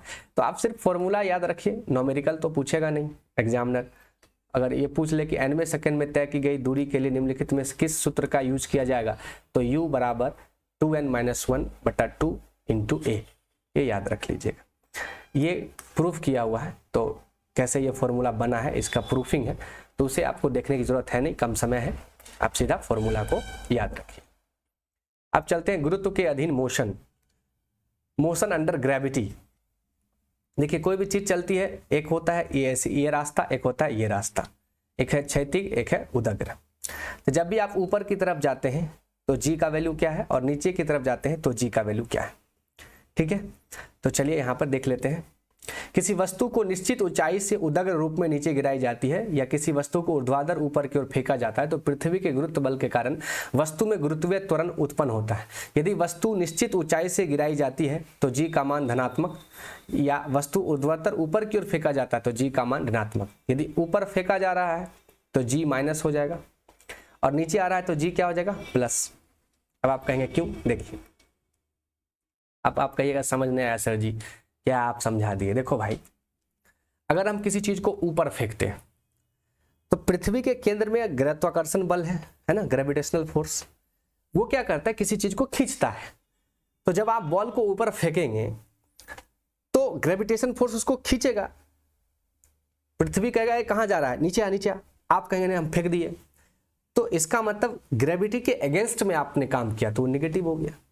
तो जब भी आप पत्थर को ऊपर फेंकते हैं तो ग्रेविटी उसको खींचने की कोशिश करता है, इसका मतलब वो निगेटिव में जा रहा है। ग्रेविटी कहता है कहाँ जा रहा है, ऊपर।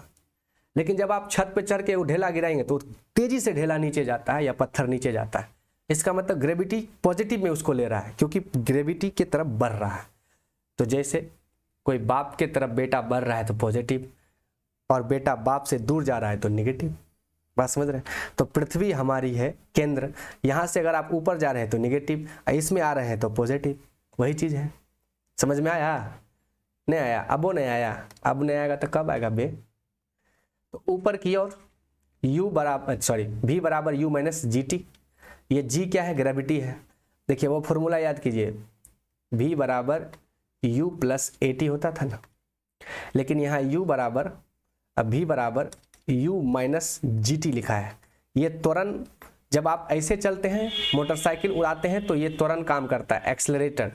लेकिन जब आप पृथ्वी के ऊपर नीचे जाते हैं तो वहां त्वरण आपका थोड़ा काम करेगा, वहां पृथ्वी का ग्रेविटी काम करता है, g। तो a के जगह क्या लिखाएगा, g। और ऊपर जा रहे हैं तो माइनस, नीचे आएंगे तो प्लस। देखिए यहाँ नीचे की ओर लिखा है तो यहाँ प्लस लिखा है ना, प्लस ये वाला। अब समझ में आया। तो वही तरह, वही ये 1 2 तीनों फॉर्मूला है। बात समझ में आ रहा। यहाँ s है, जब आप ऐसे चलते हैं तो दूरी को s कहते हैं, जब ऊपर जाते हैं तो दूरी को h कहते हैं। तो h बराबर ut + ½ AT² था, यहाँ GT² है। वही बात है दोस्त, ज़्यादा दिमाग नहीं लगाना है। जहाँ जहाँ a होगा वहाँ g होगा, और ऊपर जाओगे तो प्लस से माइनस हो जाएगा, नीचे आओगे तो प्लस हो जाएगा। नीचे की ओर देखिए यहाँ प्लस, ऊपर की ओर माइनस। ये खुद से सोच लो, ऊपर फेंकोगे तो ग्रेविटी के अगेंस्ट काम कर रहे हो तुम तो माइनस हो गया, नीचे आएगा तो ग्रेविटी के साथ काम कर रहे हो तो प्लस हो जाएगा। तो क्वेश्चन पूछ देगा, फॉर्मूला पूछ देगा आपको। आप समझते हैं वृत्तीय गति, सर्कुलर मोशन क्या होता है। यहाँ से एक सवाल क्वेश्चन जरूर बनाएगा, देख लेना। जब कोई वस्तु वृत्तीय पथ पर समय के साथ परिवर्तन करती है तो ऐसी गति वृत्तीय कहलाती है। वृत्तीय गति में वस्तु की गति दिशा उसी वृत्तीय पथ पर किसी बिंदु पर खींची गई स्पर्श रेखा से निर्धारित की जाती है। उदाहरण स्वरूप पृथ्वी के चारों ओर चंद्रमा की गति, परमाणु के नाभिक के चारों ओर इलेक्ट्रॉन की गति और सूर्य के चारों ओर ग्रहों की गति, ये सब कैसी गति है, वृत्तीय गति है। तो क्वेश्चन पूछेगा कि पृथ्वी के चारों ओर चंद्रमा की गति निम्नलिखित में से किस गति का उदाहरण है, तो आप मानिए वृत्तीय गति। ठीक है। तो जब कोई वस्तु वृत्तीय पथ पर घूमती है तो वस्तु के गति की दिशा लगातार बदलती है, ये क्वेश्चन पूछा हुआ है। अब दिखाइए, ये कंसेप्ट से क्वेश्चन है, कितना आप एमसीक्यू समझेंगे, तो आप खुद से समझिए कि जब भी आप इस वृत्तीय गति पर कोई वस्तु घूमेगी, ठीक है, तो जाहिर सी बात है दिशा बदलेगी। अब यहाँ पर अगर आप हैं तो आपकी दिशा ये है, इधर चले तो ये है, मान के चलिए ये पूरब है, माने ये पश्चिम है। अब यहाँ से जाएंगे तो फिर ये दिशा चेंज हो रहा है, फिर यहाँ से दिशा चेंज हो रहा है। तो जब भी कोई वस्तु वृत्तीय, फिर ये घूम के इधर आ गया, अब की दिशा ये है। तो जब भी कोई वृत्तीय मार्ग पर कोई वस्तु चलती है तो उसकी दिशा लगातार बदलती है, ये क्वेश्चन पूछा हुआ था। इसलिए यदि वस्तु का नियत चाल से वृत्तीय पथ पर चलती है तो उसका वेग नियत रहता नहीं रहता है, क्योंकि अगर आप कांस्टेंट फिक्स से भी चलेंगे, जैसे मान के चलिए, अगर आप ये भी क्वेश्चन पूछा जा सकता है, यदि वस्तु का नियत चाल से भी चले और अगर मार्ग वृत्तीय हो तो उसकी स्पीड बदलेगी और दिशा भी बदलेगी। कैसे? जैसे यहाँ से आप चलेंगे और जैसे यहाँ टर्न आएगा तो हल्का स्लो होंगे तो आपकी स्पीड घटेगी, तो चाल कभी भी समान हो पाएगा नहीं, असमान हो जाएगा। दोनों सवाल पूछा हुआ है, समझ में आया? तो उसका वेग नियत नहीं रहता, वेग नियत नहीं रहता, उसका वेग हर क्षण बदलते रहता है। तो वृत्तीय पथ पर चलती हुई कोई भी वस्तु की दिशा हमेशा बदलेगी, वेग हमेशा बदलेगी, अर्थात त्वरण उत्पन्न होता है। अब जब दिशा बदलेगी, वेग बदलेगी, यानी स्पीड बदलेगी, तो त्वरण आएगी, कभी घटेगी कभी बढ़ेगी। इसलिए त्वरित गति का उदाहरण माना जाता है। यानी इसमें तीनों कंडीशन है, दिशा भी बदलेगी, वेग भी बदलेगा, और इसमें जैसे ही वेग बदला तो स्पीड आगे पीछे होगा। तो इसका मतलब भड़काने के लिए कौन आता है दोस्त? त्वरण आ जाता है। वृत्तीय गति को अच्छी तरह समझने के लिए किसी बिंदु पथ पर वस्तु की गति की कल्पना निम्न चित्रों द्वारा कर सकते हैं। अब यहाँ से देख लीजिए, ये देखिए आयताकार पथ है, यहाँ पे 4 पॉइंट्स आएंगे। ये देखिए षष्ठकोणीय पॉइंट है तो यहाँ 6 पॉइंट पे डिस्टर्ब करेगा, ये अष्टकोणीय है तो 8 पॉइंट पे इसको डिस्टर्ब होगा, लेकिन यहाँ तो हर पॉइंट पे डिस्टर्ब होगा। तो ये है वृत्तीय पथ। बात समझ आ गई? चलिए आगे बढ़िए। यहाँ पे दिया भी है, देखिए यहाँ पे जो मैंने आपको बताया, आकृति ए में दौड़ता हुआ कोई व्यक्ति एक आयताकार ABCDA के अनुदिश दर्शाया गया है। उस आयताकार पथ पर यदि वह व्यक्ति एक समान चाल से भी दौड़ता है तो उसे 4 बार अपनी गति की दिशा बदलनी पड़ती है। आयताकार मार्ग पे अगर दौड़ेगा तो यहाँ से अगर यहाँ से दौड़ गया तो यहाँ तक तो कोई स्पीड उसको चेंज नहीं करना पड़ेगा, लेकिन यहाँ आने के बाद अगर मुड़ना है तो चेंज करना पड़ेगा। फिर यहाँ चेंज करेगा तो एकदम नियत स्पीड से चल सकता है, लेकिन यहाँ आने के बाद फिर चेंज करना पड़ेगा। तो जब आयताकार मार्ग पे चलेगा तो 4 जगह उसको क्या करना पड़ेगा? वेग चेंज करना पड़ेगा और दिशा चेंज करना पड़ेगा। तो इसका मतलब 4 बार वो उसमें त्वरण भी आएगा।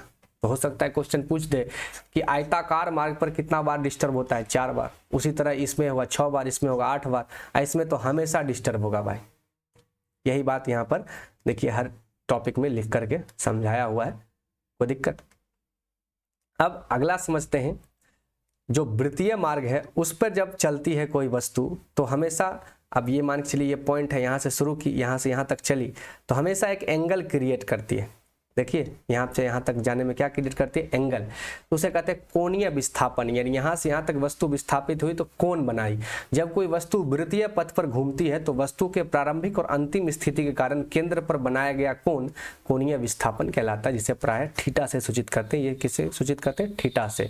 यहाँ से यहाँ तक चली, इसका मतलब यहाँ से यहाँ तक चली और ये एंगल बनेगा, और इस एंगल को सूचित करते हैं थीटा से, और यहाँ से यहाँ तक विस्थापित हुई वस्तु। बात समझ रहे हैं? तो इसका मात्रक जो होता है, कोणीय विस्थापन का मात्रक होता है रेडियन। ये सवाल आपसे पूछ लेगा तो आप आराम से अच्छे से समझ लीजिए। SI मात्रक क्या होता है? रेडियन। ठीक है, थीटा बराबर L/r, यानी लंबाई कितनी चली है उसका रेडियस कितना था, जहां L बराबर चाप AB की लंबाई है। 1 रेडियन की परिभाषा है वृत्त की त्रिज्या के समान लंबाई के चाप द्वारा उस वृत्त के केंद्र पर बनाए गए कोण का 1 रेडियन कहते हैं। यानी ये जो पूरा एंगल बना उसको कहते हैं 1 रेडियन। 1 रेडियन बराबर होता है 57.3 डिग्री। 1 रेडियन यानी इतना से इतना तक 57 डिग्री चलेगा तो ये 1 रेडियन हो गया। कोणीय वेग, एंगुलर वेलोसिटी, जैसे कोणीय विस्थापन निकाले वैसे कोणीय वेग निकालेंगे कि एंगल पे कितना स्पीड में चलेगा।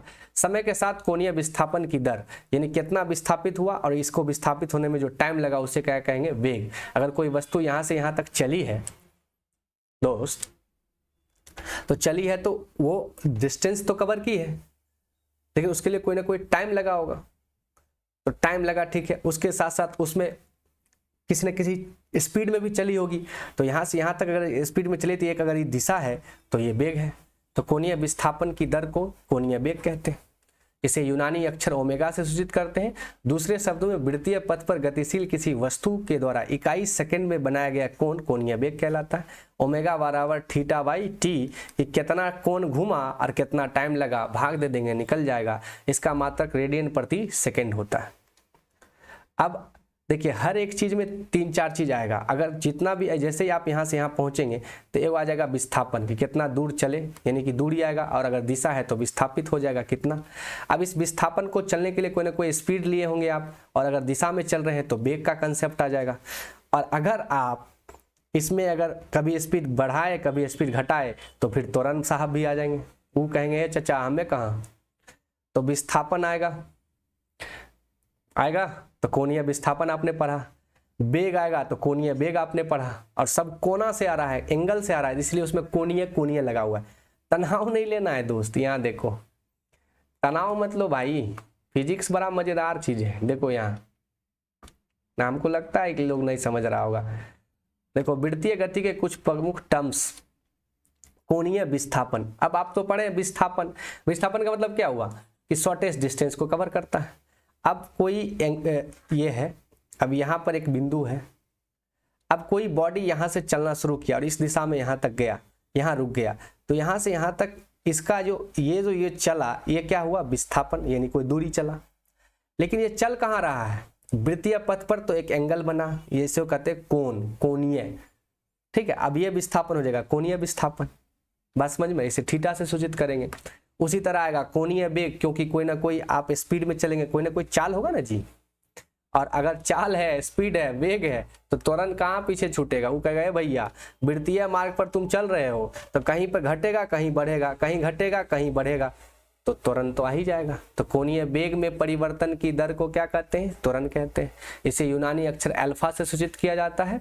तो कोणीय त्वरण अल्फा बराबर ओमेगा 2 माइनस ओमेगा 1, यानी कि यहाँ से यहाँ तक, जैसे वहां होता था v माइनस यू, प्रारंभिक वेग माइनस अंतिम वेग, बात समझे, वैसे ही यहाँ होगा WT माइनस W1, कि लास्ट वेग क्या था और अंतिम वेग क्या था और पहला वेग क्या है, और लास्ट वेग के लिए टाइम क्या था और पहला क्या टाइम था। तो इस तरह से निकाला जा सकता है कोणीय त्वरण। ठीक है, इसका मात्रक रेडियन प्रति सेकेंड स्क्वायर होता है। कोई दिक्कत है दोस्त, समझ आ रहा है बात। चलिए, रेखीय वेग और कोणीय वेग में संबंध। रेखीय वेग देखिए क्या है, किसी रेखा पे जब आप चलते हैं तो रेखीय वेग हो गया, और जैसे ही कोई एंगल बना के चलते हैं तो वो कोणीय वेग हो गया। बात समझ गए। इसलिए परिभाषा से रेखीय वेग v बराबर 2πr, क्योंकि ये जो परिधि है, वृत्त की परिधि 2πr, कितना टाइम लगा t, तो जहाँ 2πr क्या है, वृत्त की परिधि है। तो अगर इस वृत्त पर आप एक चक्कर लगा देंगे तो इस पर जो केंद्र पर कोण बनेगा वो कितना का बनेगा, 360। और फिजिक्स में 360 को लिखते हैं 2π रेडियन, 2π रेडियन। ठीक है, कोई दिक्कत। 2π रेडियन का मतलब ये हुआ कि यहाँ 2π का मतलब हुआ 180 × 2 बराबर 360। तो फिजिक्स में पाई का वैल्यू होता है 180 डिग्री, ये याद रखिएगा, ये क्वेश्चन आपसे पूछ सकता है। चलिए, तो कोणीय वेग का ये 2π/t देखिए यहाँ लिखा है, पाई यानी रेडियन बराबर 180 डिग्री। तो रेखीय वेग बराबर कोणीय वेग गुणित त्रिज्या, ये फॉर्मूला निकल के आता है। यानी कि रेखा पर जो वेग चला वो, और जो एंगल है उसका त्रिज्या से भाग गुना करने पर ये प्रॉब्लम क्लियर हो जाता है। चलिए आगे बढ़ते हैं। अब इस चैप्टर से संबंधित कुछ महत्वपूर्ण तथ्य जो आपको याद रखने चाहिए, जो आपके एग्जाम में पूछेंगे। मोस्ट VI, ये फैक्ट है, आपको जरूर याद रखना चाहिए। जब कोई वस्तु किसी समय के साथ स्थान नहीं बदलता है तो उसे विराम कहते हैं। ये सब हम आपको उधर पढ़ाए हुए हैं। और जब बदल देता है तो गति कहेंगे। गति और विराम आपस में क्या है, सापेक्षिक है। ये क्वेश्चन बनेगा तो बनेगा, याद रखिएगा। ऐसी राशि जिसमें परिमाण हो अदिश राशि कहलाती है, जिसमें परिमाण और दिशा दोनों हो सदिश कहलाती है। किसी गतिशील वस्तु द्वारा तय की गई रास्ते की वास्तविक लंबाई को अदिश राशि कहते हैं, जबकि विस्थापन को सदिश राशि। चाल कहते हैं इकाई समय में, और अगर इकाई समय में चाल के साथ दिशा आ गई तो वो वेग हो जाता है। बात समझ रहे हैं। तो ये सारे टॉपिक्स जो हमने उधर कराए हैं ये आपको वन शॉट में दे दिए ताकि आप एग्जाम के लिए तैयार हो जाइए। और अब फाइनली वन शॉट को देखने के बाद देखिए यहाँ पे है त्वरण, वेग में परिवर्तन की दर त्वरण, ऋणात्मक को मंदन कहते हैं। ऐसी युक्ति जो दूरी को मापता है उसे ओडोमीटर कहते हैं। यानी आपकी जो बाइक में जो है ना, वो जो डिस्टेंस करता है कि कितना किलोमीटर गाड़ी चला उसे ओडोमीटर कहते हैं। और ताक्षणिक चाल को मापता है स्पीडोमीटर, और कितना स्पीड में आप चल रहे हैं उस समय उसको स्पीडोमीटर कहते हैं। तो ये दोनों क्वेश्चन बना हुआ है, आपसे पूछ सकता है कि गाड़ी में दूरी मापने के लिए कौन सा यंत्र आता है, ओडोमीटर, और ताक्षणिक चाल यानी स्पीड मापने के लिए आता है स्पीडोमीटर। ठीक है, उसके बाद ये 4 गति का समीकरण आपको हमने पहले ही बता दिया। उसके बाद वृत्तीय गति बता दिया, रेडियन बता दिया, 1 रेडियन बराबर बता दिया हूँ। तो ये थे महत्वपूर्ण फैक्ट। और अब लेते हैं महत्वपूर्ण सवाल, जो सवाल आपके एग्जामिनेशन में बनेंगे, ये MCQ। यहाँ मैं क्षमा चाहूँगा कि ये टिक लगा हुआ है, आगे से जो चैप्टर रहेगा उसमें टिक नहीं लगा रहेगा, तो तनाव मत लीजिएगा। निम्न में कौन सदिश नहीं है? देखो दोस्त, निगेटिव पूछा हुआ है, और याद रखिए जब भी आपको निगेटिव पूछे ना, सवाल को 2 बार पढ़िए ध्यान से। एग्जामिनर बहुत खचरा हो गया आजकल, वो नहीं लगा देगा। तो जैसे ही नहीं लगा देगा ना तो बहुत दिक्कत हो जाएगा आपको, इसलिए नहीं लगाने वाले को जरूर गौर से पढ़िएगा। बात समझ रहा है? तो चलिए क्वेश्चन को देखते हैं। निम्न में कौन सदिश नहीं है? तो सदिश नहीं है पूछ रहा है, इसका मतलब अदिश होगा। तो विस्थापन तो सदिश है, त्वरण तो सदिश है, भार भी सदिश है, तो चाल क्या है? अदिश है। देख रहे हैं? तो यही ऑप्शन होगा, क्योंकि हमारा नेगेटिव पूछा है। तो आंसर क्या हो जाएगा? चाल। कोई दिक्कत? आप लोग फटाफट मारिए, क्योंकि आप लोग पढ़े हुए हैं, पढ़े हैं ना जी। विस्थापन की दर क्या है? तो त्वरण कहलाती है। विस्थापन की दर क्या है? त्वरण। The rate of change of displacement, यानी जैसे विस्थापन को चेंज करेगा तो रेट, जैसे चेंज आया ससुरा त्वरण है। त्वरण है पगलाने, भड़काने के लिए त्वरण आएगा, पगलाने के लिए त्वरण आएगा। सदिश का परिमाण कभी भी नहीं होता ऋणात्मक नहीं होता दोस्त, सदिश का परिमाण कभी ऋणात्मक नहीं होता। अचर चाल से गतिशील वस्तु की दर समय ग्राफ होता है? बिल्कुल होता है, सरल रेखा पे। अचर चाल मतलब बदल नहीं रहा है, तो सरल रेखा पर। चलिए आगे बढ़ते हैं। चाल समय ग्राफ के नीचे का क्षेत्रफल मात्रक में निरूपित किया जाता है मीटर में। किसी को भी किस में मापते हैं? मीटर में। वृत्तीय गति में गति की दिशा लगातार बदलती है, देखिए क्वेश्चन पूछा हुआ है। उसके बाद ओमेगा संकेत है कोणीय वेग, एंगुलर वेलोसिटी का, है ना। ओमेगा किसका है? कोणीय वेग का। और थीटा किसका है? कोणीय किसका? विस्थापन का। और अल्फा किसका है? कोणीय त्वरण का। ओडोमीटर क्या मापता है? तो भैया ओडोमीटर जो है वो डिस्टेंस को मापता है, जबकि स्पीड को क्या मापता है? स्पीडोमीटर। यदि किसी वस्तु का विस्थापन 0 है तो उस वस्तु द्वारा तय की गई दूरी भी क्या होगी?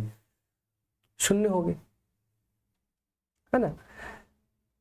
यदि किसी वस्तु का विस्थापन 0 है, यानी वस्तु यहां से गया और यहां आया, फिर वापस यहां आ गया, तो उस वस्तु द्वारा तय की गई दूरी क्या हो सकता है? तो 0 भी हो सकता है और नहीं भी हो सकता है। मान लीजिए हम यहाँ खड़ा है और हम यहीं खड़े रह गए, तो नहीं भी हो सकता है। तो 0 कब होगा? जब आप जा करके आएंगे तब न।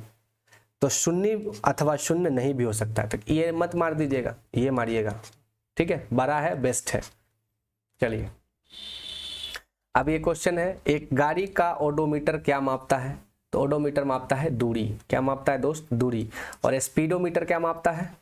चाल मापता है, ताक्षणिक चाल। उस समय आपकी स्पीड क्या है? अब लेते हैं चैप्टर नंबर 2, बल तथा गति के नियम। तो 2 चैप्टर इसमें करेंगे, फिर अगले वीडियो में 3 चैप्टर, क्योंकि ये दोनों चैप्टर थोड़ा बड़ा है। बल तथा गति के नियम, force and laws of motions. देखिए मास होता है द्रव्यमान, इसे m से सूचित करते हैं। त्वरण एक्सेलरेशन को यहाँ पर a से सूचित करते हैं।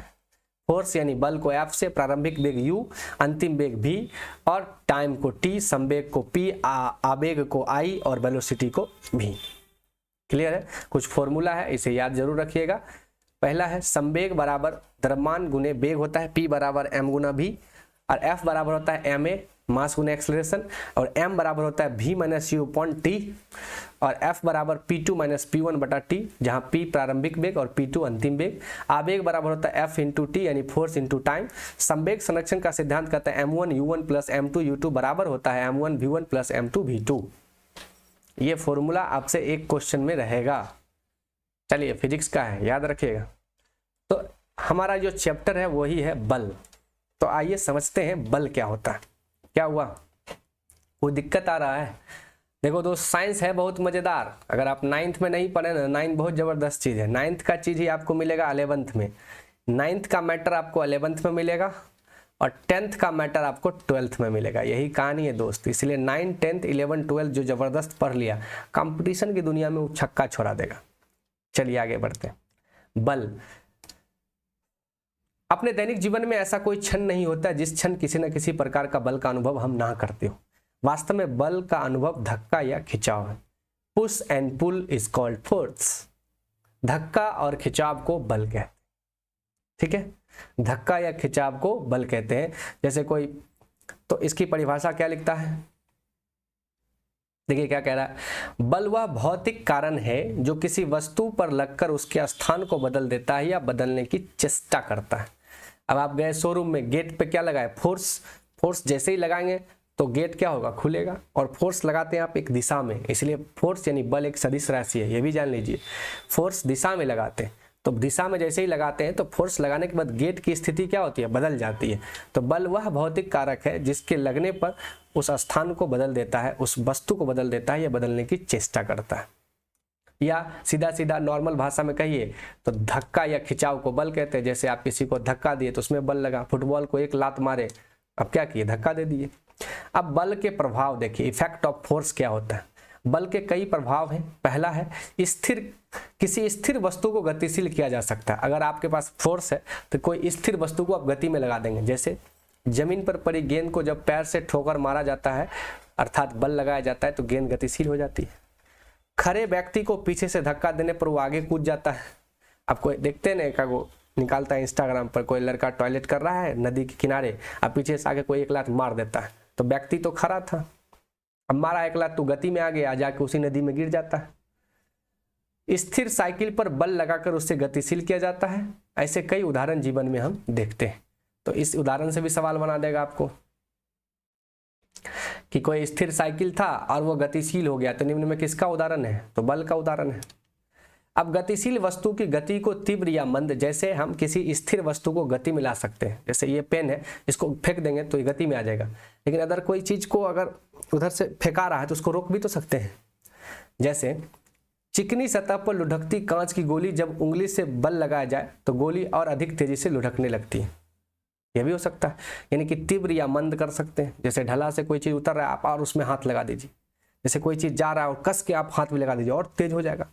चलती साइकिल से पौधान पर जब अधिक तेजी से बल लगाता है, जैसे साइकिल चल रहा है और स्पीड बढ़ाना है तो लड़का सब देखते हैं डंटा पे आ जाता है और डंटा पे जाके स्पीड बढ़ाने लगता है, तो और पावर लगा देता है। चलती साइकिल में ब्रेक लगाकर उसकी गति धीमी भी कर सकते हैं या पूर्ण रूप से भी रोक सकते हैं। तो आप गति से क्या क्या कर सकते हैं, तो गति से अगर कोई स्थिर है तो उसे तेज कर सकते हैं, और गति से आप कोई स्थिर है तो तेज कर दिए, और कोई तेज है तो उसे स्लो कर दीजिए, और कोई स्लो है तो उसे तेज भी कर सकते हैं। वस्तु की गति की दिशा बदली जा सकती है। उदाहरण स्वरूप तेजी से आती हुई क्रिकेट की गेंद को बल्ले की मदद से उसकी गति की दिशा बदल सकते हैं। अब गेंद आ रहा है इस दिशा में, हल्का सा कट कर देता है, देखते हैं सूर्य कुमार यादव, इधर से आता है इधर मार देता है, तो गति की दिशा बदल सकते हैं आप। फुटबॉल के मैदान में खिलाड़ियों द्वारा गेंद को पैर से मारकर उसकी दिशा बदल देते हैं, मारते हैं। तो गति से आप क्या कर सकते हैं, दिशा बदल सकते हैं, वस्तु को तेज से रोक सकते हैं, वस्तु को रोके हुए वस्तु को तेज कर सकते हैं। ये सब गति से आप कर सकते हैं, यानी कि सॉरी बल से आप कर सकते हैं, माफ कीजिएगा। अब वस्तु की आकृति में भी परिवर्तन लाया जा सकता है। अब रबर की गेंद है, उसमें हवा भरा है, उसको दाब के आप पीच के आकृति चेंज कर दीजिए। गुथा हुआ आटा है, मम्मी ने गूंथ दिया, अब उस पर जाके एक फैट मारिए, देखिए चेंज हो जाएगा। तो इस तरह से हम बल लगाकर किसी भी वस्तु की स्थिति में परिवर्तन ला सकते हैं। अब देखते हैं बल के प्रकार। तो इस अध्याय में बल के मुख्यतः दो भागों में बांटा गया है। एक बल है स्पर्श बल, कॉन्टैक्ट फोर्स, एक है दूरी पर क्रिया बल, एक्शन फोर्स और डिस्टेंस फोर्स, या नॉन कॉन्टैक्ट फोर्स भी कह सकते हैं। जैसे एक हुआ स्पर्श बल।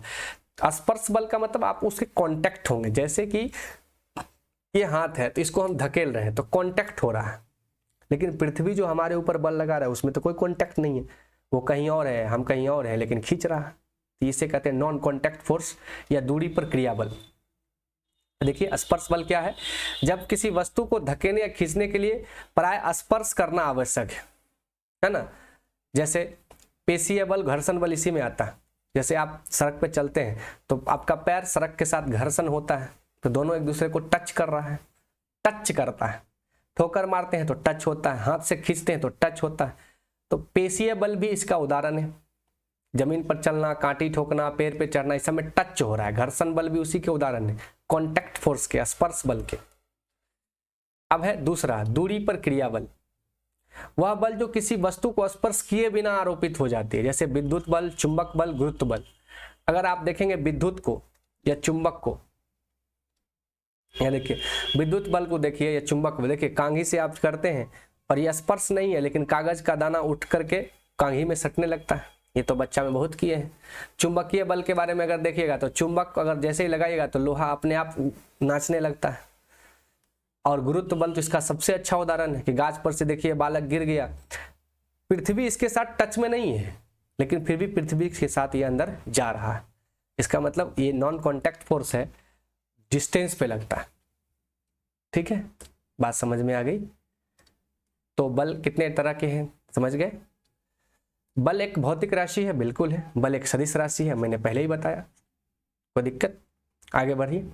बल एक सदिश राशि है, मैंने पहले ही बताया, क्योंकि बल में परिमाण और दिशा है। जब भी आप बल लगाते हैं खास दिशा में, पृथ्वी जब आपको खींचती है तो एक खास दिशा में खींचती है, ऐसा नहीं कि इन्ने ओन्ने खींचने लगती है, खास डायरेक्शन में खींचती है, इसलिए बल एक सदिश राशि। बल का मात्रक होता है, बल का मात्रक न्यूटन है, न्यूटन साहब के सम्मान में रखा गया।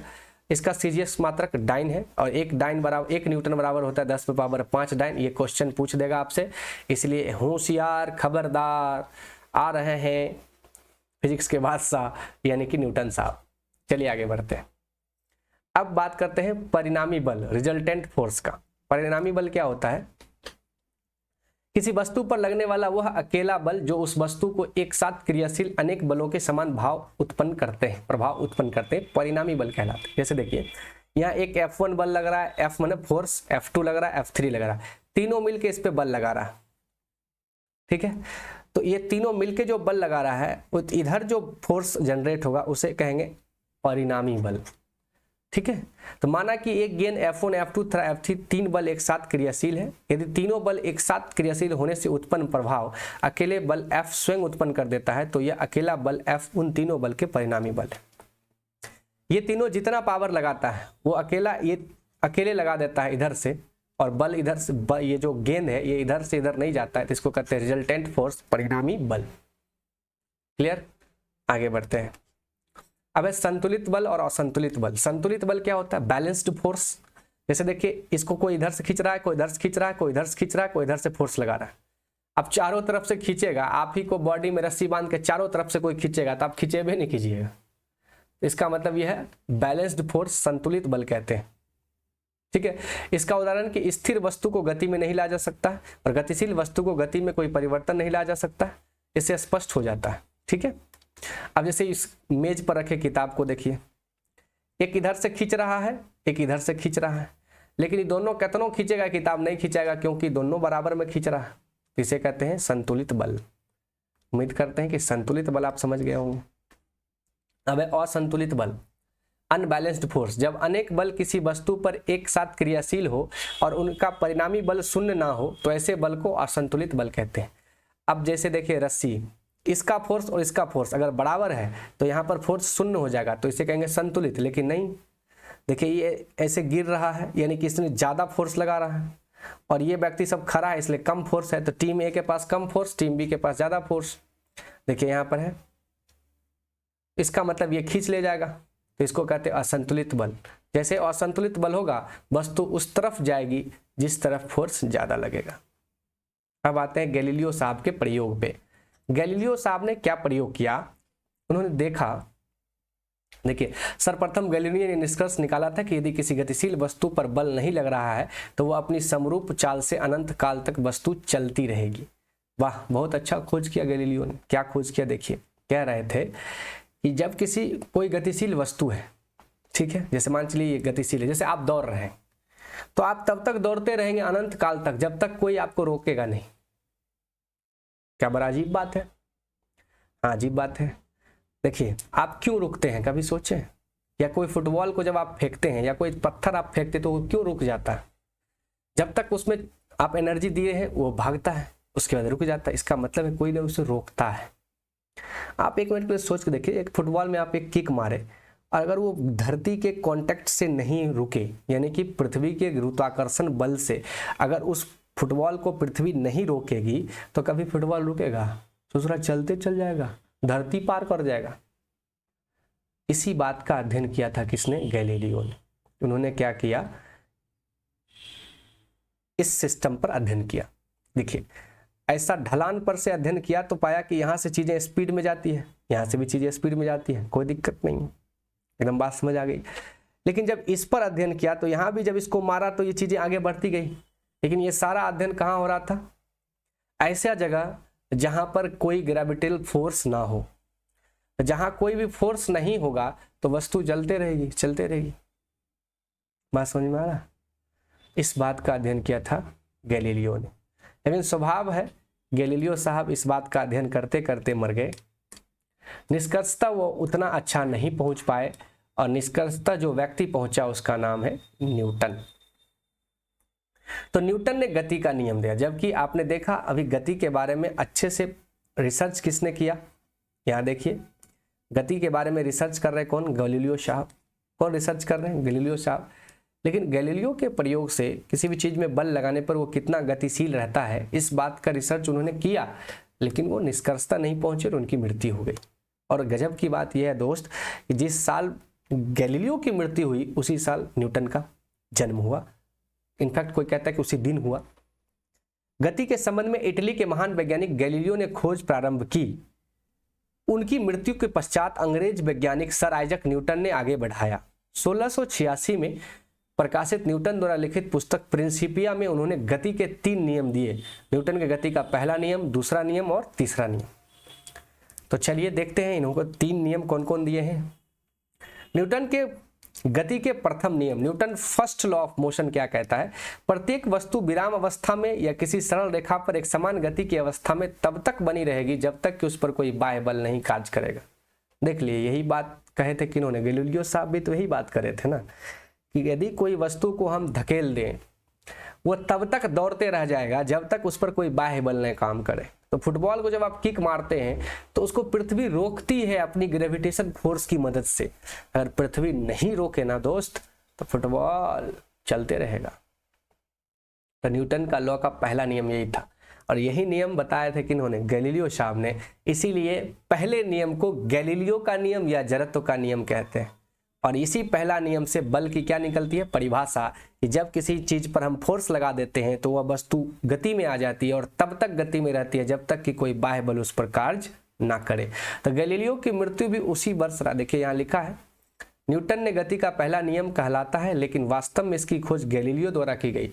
अब बीपीएससी में एक क्वेश्चन पूछा था कि गति के प्रथम नियम की खोज किसने करी? तो सब लड़का न्यूटन मार के चला है। गलत हो गया, गैलीलियो देना है आपको, है ना। तो गति के प्रथम नियम की खोज करी थी किसने? गैलीलियो ने। गति के बारे में पहली बार दुनिया को बताया किसने? न्यूटन ने, गति के नियम के बारे में।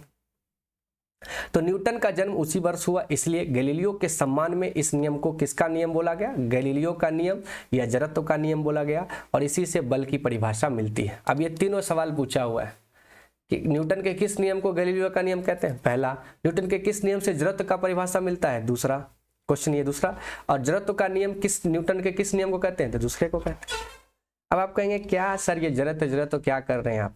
इनर्शिया, जड़त्व क्या होता है? जड़त्व न्यूटन की गति के प्रथम नियम से स्पष्ट है कि कोई वस्तु अपनी अवस्था तब तक नहीं बदल सकती जब तक उस पर किसी बाह्य बल का प्रयोग ना हो, एक्सटर्नल फोर्स का प्रयोग ना हो। जैसे कि मैं अभी बैठा हूं, जब तक हमारे ऊपर कोई बाहर से बल नहीं लगाएगा हमारा परिवर्तन नहीं होगा। तो जो हम अपनी स्थिति को बनाए रखे हैं, बैठे हैं तो बैठले हैं, इसी गुण को जड़त्व का गुण कहते हैं। वस्तु को अपनी स्थिति में बनाए रखने का गुण क्या कहलाता है? जड़त्व कहलाता है। यानी जड़त्व किसी भी वस्तु का एक स्वाभाविक गुण है। जैसे कोई कार खड़ी है तो वो खड़ी है, उसके अंदर एक गुण है जड़त्व का, वो अपने धरती के साथ कंट्रोल होकर घर्षण बल के कारण कनेक्ट है, खड़ी है, जड़त्व कहलाता है। अब जड़त्व 3 तरह का होता है। एक होता है विराम जड़त्व, एक होता है गति जड़त्व, एक होता है दिशा जड़त्व। तो कोई वस्तु विराम में रहती है, कोई वस्तु गति में है, कोई दिशा में है। तो चलिए एक एक करके देखते हैं। तो पहला है विराम जड़त्व। कौन सा जड़त्व? विराम जड़त्व। क्या है कि किसी वस्तु का वह गुण जिस गुण के कारण वो वस्तु अपनी विराम अवस्था बनाए रखती है, विराम जरूरतों कहलाती है। विराम जरूरतों के कुछ उदाहरण, अब यहाँ से क्वेश्चन बनेंगे, VVI है, पॉइंट देखनी है दोस्त।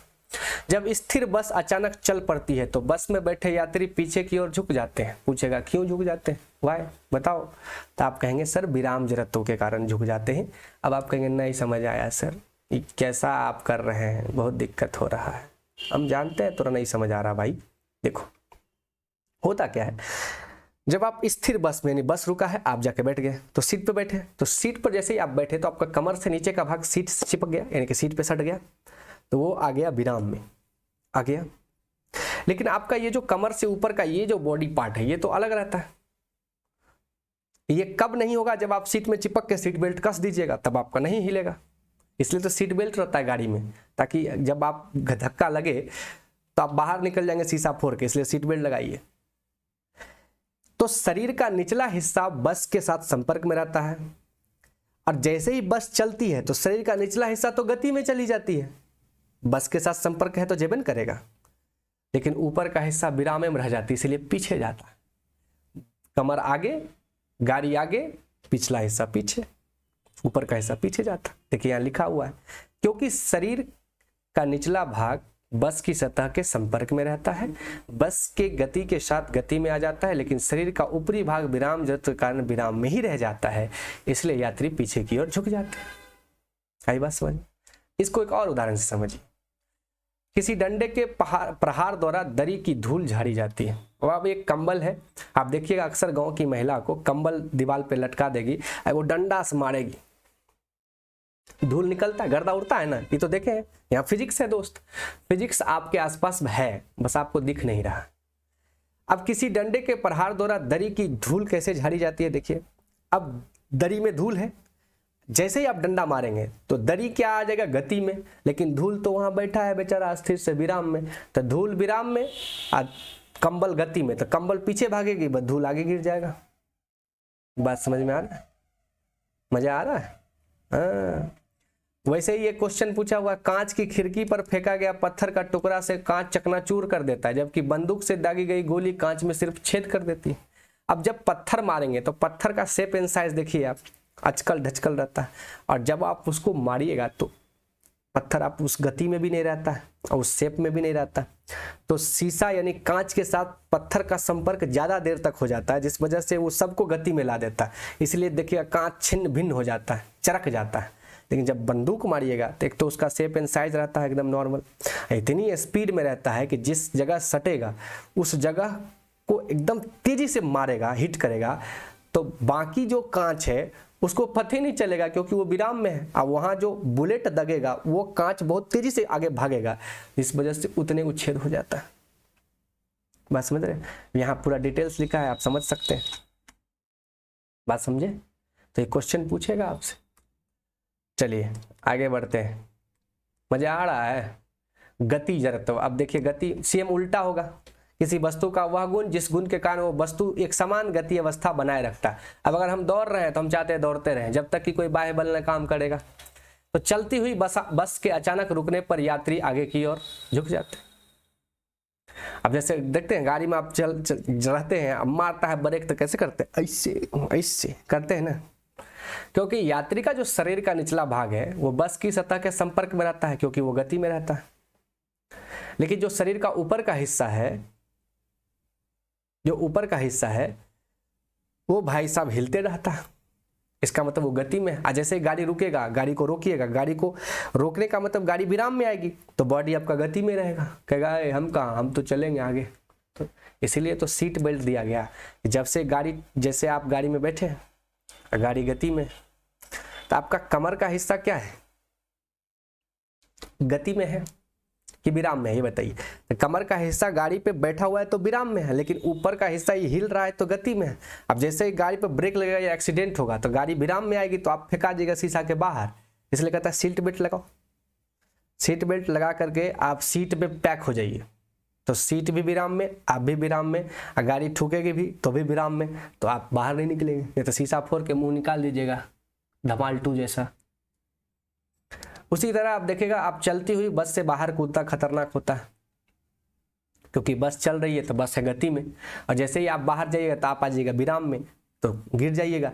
इसीलिए सलाह दिया जाता है कि आप गाड़ी से जब चलती गाड़ी से उतरिए तो आगे की ओर थोड़ा दौड़िए। देखिएगा रेलवे स्टेशन पर लड़का सब होशियार, वहाँ फिजिक्स है भाई, देखो वहाँ फिजिक्स है रेलवे स्टेशन पर, ट्रेन चलते रहती धीरे धीरे, और आप पास टिकट नहीं रहेगा ना तो देख लेगा दूर से वहाँ टीटी है तो यहीं उतर जाएगा। भाई सब होशियार रहता है लड़का सब स्टूडेंट लाइफ में करता है। हाँ भाई सब करता है, नहीं समझे?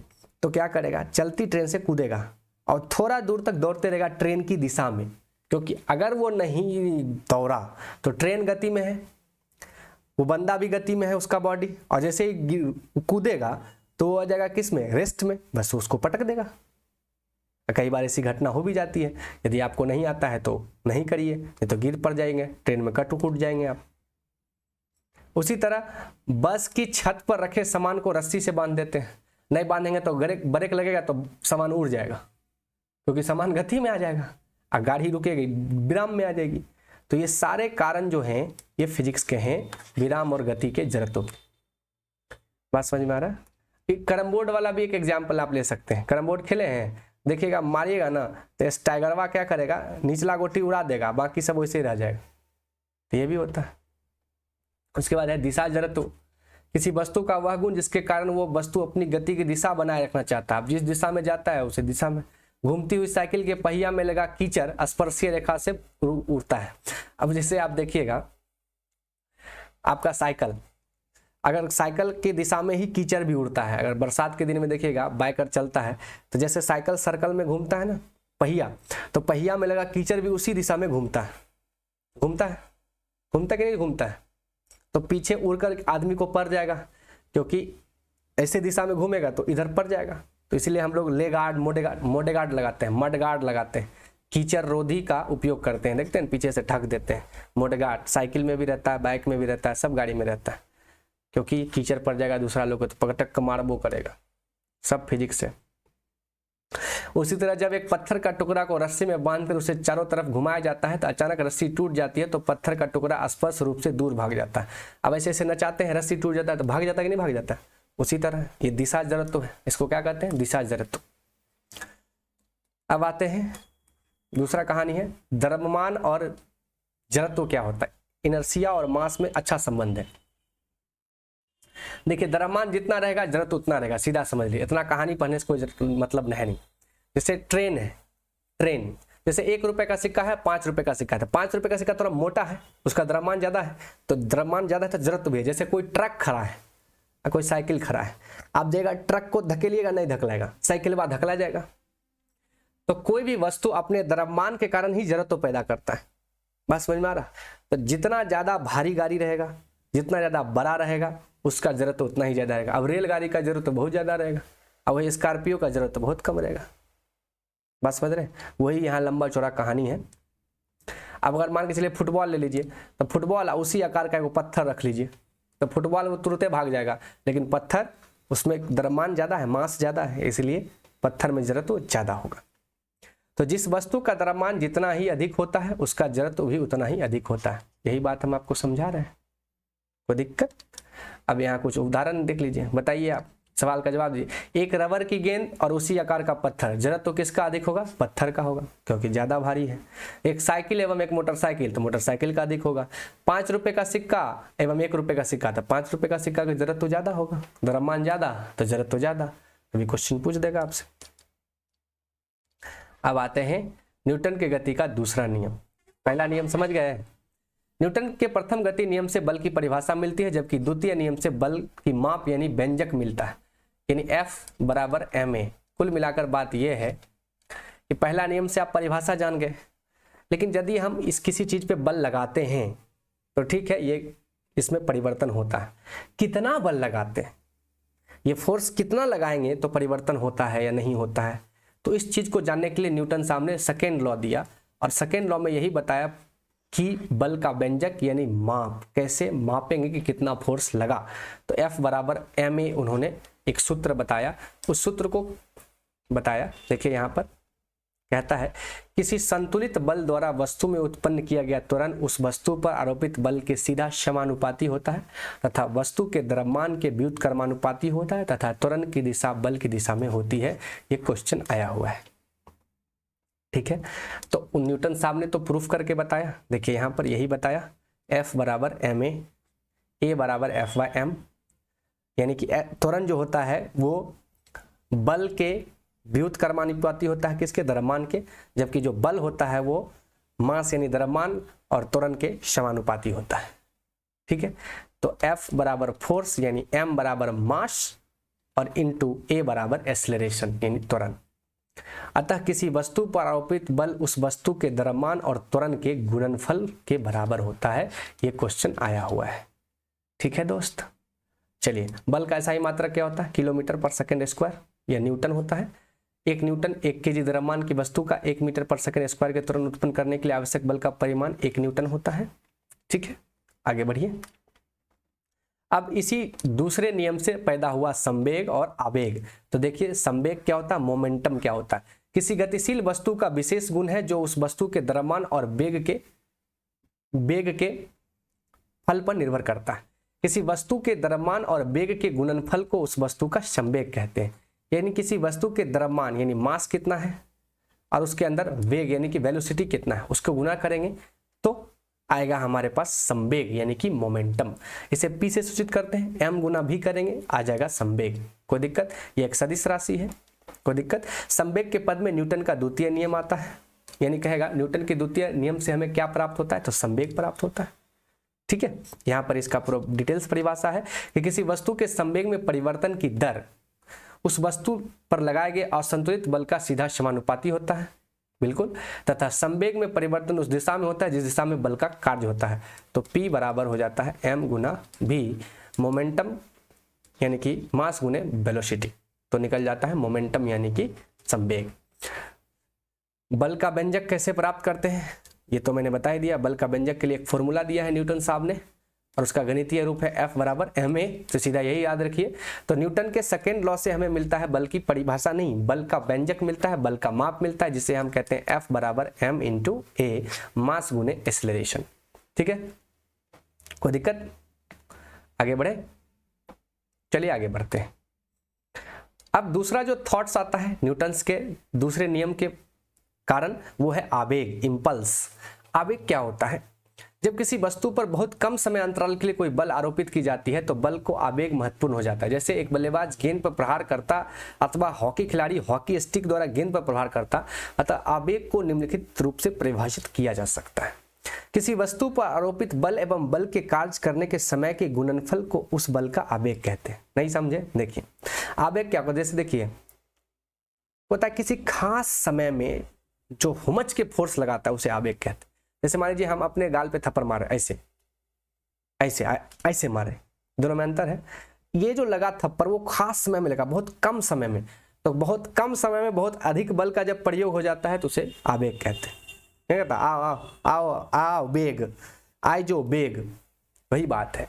कम समय में हिट करता है, कोई ऐसे मार रहा है तो समय ज्यादा लगा रहा है, ज्यादा समय लगेगा तो चोट नहीं लगेगा, और कस के मारेगा सटाक से चोट लगेगा, इसी को आवेग कहते हैं। देखिए लिखा है ना, बहुत कम समय अंतराल के लिए जो बल आरोपित करते हैं उसे ही आवेग कहते हैं। बस समझ में आ रहा है, कोई दिक्कत। तो इसका ऐसा ही मात्रक न्यूटन सेकेंड है या किलोमीटर पर सेकेंड होता है। यह भी एक सदिश राशि क्योंकि खास दिशा में लगता है, ठीक है। यह भी द्वितीय गति नियम से ही बन के आता है। तो संवेग में परिवर्तन आवेग के बराबर होता है, तो संवेग में कितना चेंज करेगा ये आवेग पे डिपेंड करेगा। क्लियर है, आगे बढ़ते। अब आवेग का कुछ अनुप्रयोग है, एप्लीकेशन है, क्या देखिए। क्रिकेट खिलाड़ी कैच लेते समय अपने हाथ को पीछे की ओर खींचता है क्योंकि घायल हाथ को घायल होने से बचाता है। अब वही समय, अब जैसे क्रिकेट खिलाड़ी कैच लेगा तो थोड़ा पीछे कर लेगा ना, तो गेंद उसके हाथ में आने के बाद उसकी गति थोड़ी आगे तक जाएगी तो समय ज़्यादा लग जाएगा, जिसके वजह से उसकी जो गति है वो कम हो जाएगी, इससे चोट कम लगेगा। इसीलिए कम चोट लगने के लिए गेंद को किसे पीछे लगता है। आप लोग क्रिकेट खेले होंगे तो देखते होंगे कैच लेते समय हाथ को क्या खींचता है, पीछे खींचता है। बस समझ में आ रहा, कोई दिक्कत, आगे बढ़िए। यहाँ पे लिखा है समय अंतराल बढ़ जाता है, संवेग का मान घट जाता है, फलस्वरूप कम बल का अनुभव होता है और चोट कम लगती है, इसी कारण पीछे खींचता है सब। चलिए अब आते हैं न्यूटन की गति का third law. Third law of motion क्या कहता है? न्यूटन के प्रथम गति के नियम में बल की परिभाषा, न्यूटन के द्वितीय गति के नियम में बल की माप, और तृतीय नियम दो वस्तुओं के बीच लगता है। किसके बीच लगता है? दो वस्तु के बीच। न्यूटन के तृतीय गति के नियम को समझने से पहले क्रिया एवं प्रतिक्रिया को समझना है। क्रिया क्या है? एक्शन। और जब दूसरी वस्तु पहली वस्तु पर लगाती है तथा उसी प्रतिक्रिया कहा जाता है। अर्थात क्रिया तथा प्रतिक्रिया एक साथ होती है लेकिन दो अलग अलग वस्तु पे काम करती है। जैसे मैं हूं यहाँ और यहाँ पर कोई एक लड़की है, ठीक है।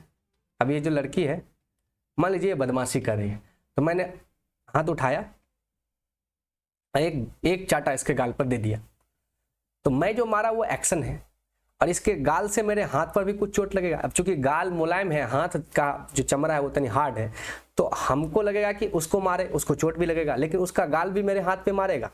इसको रिएक्शन बोलते हैं। तो दो चीजें हैं, एक लड़का है एक लड़की है, दोनों एक दूसरे को मारता है। इसी तरह लात से जब मारेगा तब देखिएगा, या कभी कभी देखिएगा आप किसी चीज में मारते हैं, अगला वस्तु ठोस है तो आप ही को चोट लग जाता है। जैसे दीवाल में आप मारेंगे कस के, तो दीवाल ज्यादा आपके हाथ से ठोस है, आपका हाथ मुलायम है, तो आपके हाथ में चोट लग जाता है। मारे तो आप न थे, आप मारे एक्शन और दीवाल मारा रिएक्शन। तो एक्शन टू रिएक्शन, जैसे ये कोई गाली देता है दुगुने से दे देता है, एक थप्पड़ मारता है दुगुने से थप्पड़ मार देता है, तो एक्शन टू रिएक्शन होता है, ठीक है। तो इसे कहते हैं क्रिया प्रतिक्रिया बल। अब इसके बहुत सारे उदाहरण हैं। प्रत्येक क्रिया के बराबर विपरीत प्रतिक्रिया होती है। To every action there is an equal and opposite reaction. To every action, प्रत्येक क्रिया के फलस्वरूप there is an equal and opposite reaction होता है, ठीक है। और ये सदैव युगल में होता है, पेयर में होता है, यानी दो के बीच होता है। क्लियर है? आगे बढ़ते हैं। अब इसके कुछ उदाहरण समझिए। जब एक रबर की गेंद को जमीन पर पटका जाता है तो वह जमीन की सतह पर क्रिया लगाती है और जमीन की सतह उतने ही परिमाण में विपरीत दिशा में गेंद पर प्रतिक्रिया लगाती है। फलस्वरूप गेंद ऊंचाई उछल जाता है। तो रबर गेंद को जब आप पटकते हैं तो उछलता है। ये अच्छा उदाहरण, सबसे फेमस उदाहरण क्या है? जब एक नाविक नाव से कूदता है, जब नाव से कूदता है तो नाव पर लगने वाला प्रतिक्रिया बल नाव को पीछे की ओर धकेलता है। अर्थात कूदने वाला व्यक्ति आगे की ओर बल लगाता है और उतना ही परिमाण में विपरीत दिशा में प्रतिक्रिया बल आरोपित होता है और नाव उसकी विपरीत दिशा में चल देता है। ये चीज तो आप देखे ही होंगे, कभी नाव पे चढ़ा होगा तो देखा होगा। हम लोग जो जमीन पे टहलते हैं या दौड़ते हैं, यह भी न्यूटन का थर्ड लॉ है ना। तो क्रिया और प्रतिक्रिया, हम लगाते हैं जमीन पे, जमीन लगाता है हमारे पे, तो एक्शन रिएक्शन फोर्स होते रहता है, एक्शन रिएक्शन। उसी तरह जब बंदूक की गोली को देखिएगा सिनेमा में छोड़ता है, तो बंदूक ऐसे कंधा में लगा के गोली क्यों चलाता है? क्योंकि जितना तेजी से गोली आगे जाएगा उतना ही गोली इसके पीछे एक्शन से रिएक्शन लगा देगा। गोली पर लगने वाला त्वरित बल अब बंदूक पर प्रत्यारोपित बल, दोनों पे लगेगा। इधर गोली जाएगी तो इधर बंदूक जाएगी, तो एक्शन रिएक्शन फोर्स काम करता है। ये सारे के सारे न्यूटन्स के थर्ड लॉ पे काम करते हैं, समझ गए? उसी तरह आप देखिए रॉकेट जो काम करता है, तो जब हम देखते हैं रॉकेट लॉन्च होता है इसरो वगैरह में, तो नीचे बहुत सारा आग लगता है। देखिए ये आग लगा हुआ है। इस आग से क्या होता है? ये आग जो है इतना आग लगता है जिसके कारण ये इस यहाँ आग लगता है और ये आग इधर फेंकता है, तो इधर किया क्रिया, और जब ये आग रिटर्निंग देता है तो क्या होता है? प्रतिक्रिया, जिसे कहता है संवेग संरक्षण, जिसके कारण क्या होता है? हमारा जो लॉन्चिंग सिस्टम है वो ऊपर जाता है और मंगल ग्रह की खोज करता है, ठीक है। इस सिद्धांत के अनुसार तो क्वेश्चन कहेगा कि रॉकेट जो लॉन्च होता है वो किस सिद्धांत के अनुसार लॉन्च होता है? संवेग संरक्षण का सिद्धांत। इस सिद्धांत के अनुसार किसी बाह्य असंतुलित बल की अनुपस्थिति में दो या से अधिक पिंडों के संवेग का बीजीय योग हमेशा स्थिर होता है। अर्थात पिंड के टक्कर से पहले का कुल संवेग और पिंड के टक्कर के बाद का कुल संवेग नियत होता है। यह न्यूटन के थर्ड लॉ से निकल के आया कि कोई भी दो वस्तु जब टकराती है तो उसके टक्कर के ठीक पहले और टक्कर के ठीक बाद कुल संवेग बराबर हो जाता है। इसके लिए न्यूटन साहब ने बताया कैसे, तो चलिए देखते हैं। कहा टक्कर के पहले का कुल संवेग बराबर हो जाता है टक्कर के बाद का कुल संवेग। जैसे देखिए इधर से गाड़ी आ रही है और एक गाड़ी इधर से आ रही है, दोनों आसपास आई और दोनों टकरा गई, तो फिर देखिएगा एगो इधर चल जाएगा एगो इधर चल जाएगा। दोनों देखते हैं गाड़ी टकरा करके दोनों का मुंह कहाँ हो जाता है? दोनों फिर छितरा जाता है इधर उधर। वही कहता है जैसे कि बंदूक का झटका लगना भी उसी का उदाहरण है। न्यूटन के थर्ड लॉ में संवेग संरक्षण का बात करता है कि जितना बुलेट जाती है उतना ही इधर फोर्स लगता है, उतना ही इधर फोर्स लगता है। बात समझ रहे हैं? इसलिए झटका देती है। रॉकेट उसी सिद्धांत पे काम करता है। रॉकेट का प्रणोदन संवेग संरक्षण सिद्धांत आधारित है कि रॉकेट में ईंधन के जलने के पश्चात गैस उत्पन्न होती है। यह गैस तीव्र गति से नीचे की ओर बाहर निकलती है, अतः संवेग को संरक्षित करने के लिए रॉकेट उतने ही संवेग से ऊपर की ओर आगे बढ़ जाता है। जैसे हमारा बैलून का गुब्बारा के मुंह से हवा जैसे ही बाहर निकलती है तो हवा में उड़ने लगता है। जैसे गुब्बारा को फूंक दीजिए, आप पकड़िए ना, छोड़ दीजिए, देखिएगा गुब्बारा हवा में उड़ने लगेगा। तो जितना निकलेगा उतना उसको उड़ाएगा, निकलेगा उड़ाएगा, इसलिए गुब्बारा हवा में जाता है। और जब सब हवा निकल जाता है तो फुसुक के नीचे रह जाता है। कभी सोचे हैं? यह फिजिक्स है, सारा फिजिक्स का खेला है। हवा भरा गुब्बारा के मुंह से हवा जैसे ही बाहर निकलती है, संवेग संरक्षण सिद्धांत से गुब्बारा हवा में चलने लगती है दोस्त। आज आप करके देखिएगा। और जब हम फाउंडेशन में पढ़ाएंगे फिजिक्स, आप लोग बिहार पुलिस का एग्जाम दे दीजिए, जब फिजिक्स फाउंडेशन हम पढ़ाएंगे तो ये सारा एक्सपेरिमेंट आपको करके दिखाएंगे, ठीक है। यदि क्रिया तथा प्रतिक्रिया हमेशा बराबर तथा विपरीत दिशा में कार्य करते हैं तो एक दूसरे को निष्फल क्यों नहीं कर देते हैं। देखिए, ये क्वेश्चन एक बकलोल बच्चा हमसे पूछा था क्लास में कि सर आप कहते हैं कि ये इस पर फोर्स लगाता है, ये इस पर फोर्स लगाता है, तो दोनों इक्वल होकर के खत्म काहे नहीं हो जाता। देखिए, खत्म तब होगा जब एक ही व्यक्ति किसी पे फोर्स लगाएगा और उसी दूसरे पे लगाएगा। तो जब भी फोर्स लगता है तो यहाँ दो व्यक्ति है, कितना है? दो व्यक्ति। ये इसको मारा तो ये इसको मारेगा। तो जब दो व्यक्ति पे फोर्स लगेगा ना तो कैसे निष्फल होगा दोस्त? तो कैंसिल नहीं होगा, तब तो एक्शन से रिएक्शन होगा। तो क्योंकि क्रिया तथा प्रतिक्रिया हमेशा दो भिन्न वस्तुओं पर कार्य करती है, एक ही वस्तु पर कार्य नहीं करती है। अब इस चैप्टर का रहा स्मरणीय तथ्य, यानी ये सब पॉइंट्स जो एग्जाम में आपको पूछे जाएंगे। किसी वस्तु का वह स्वाभाविक गुण जिस गुण के कारण वह वस्तु विराम की अवस्था में एक समान गति की अवस्था को बनाए रखना चाहती है, जड़त्व कहलाता है। धक्का या खिंचाव को बल कहते हैं। बल का SI मात्रक न्यूटन होता है, ये एक सदिश राशि है। 1 न्यूटन बराबर 10⁵ डाइन होता है। ये सब आपको हम बता चुके हैं। ये सारा चीज आप अच्छे से पढ़ लीजिए, समझ लीजिए, यही सब आपको एग्जाम में देखने को मिलेगा, ठीक है। संवेग सदिश राशि है, SI मात्रक, यानी जो उधर मैंने पढ़ाया वही सब यहाँ एक शॉर्ट में दिया है, 1 शॉर्ट करके, ताकि आपका एग्जाम में सीधे सवाल यहाँ से मिल जाए। कोई दिक्कत? चलिए अब लेते हैं क्वेश्चन। जड़त्व का गुण, किसका गुण? जड़त्व का गुण प्रत्येक वस्तु में होता है, एकदम सही बात है।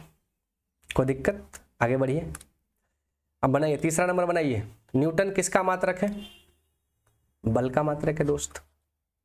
यदि गति करने के लिए स्वतंत्र 3 kg द्रव्यमान की किसी वस्तु पर 12 न्यूटन का बल लगाया जाए तो इसका आंसर क्या होगा? आप लोग बनाइएगा जरूर। 4 मीटर/सेकंड²। क्या करा? बल F बराबर क्या होता है? m × a। मास कितना है दोस्त? 3 है ना। और ऑलरेडी फोर्स दिया हुआ है। F फोर्स क्या दिया है? 12 न्यूटन। यह दिया है बल, तो F के जगह रखेंगे ना 12 बराबर 3। और हमसे पूछ क्या रहा है? तो बल लगा जाए तो वह क्या होगा? तो एक्सेलरेशन पूछ रहा है, यानी A पूछ रहा है। तो अगर ये इस फॉर्मेट में है तो A बराबर क्या हो जाएगा? 12/3, यानी कि 3 चौका 12। तो त्वरण क्या होता है? त्वरण का मात्रक मीटर/सेकंड², तो आंसर हो जाएगा 4 मीटर/सेकंड²। आगे बढ़िए।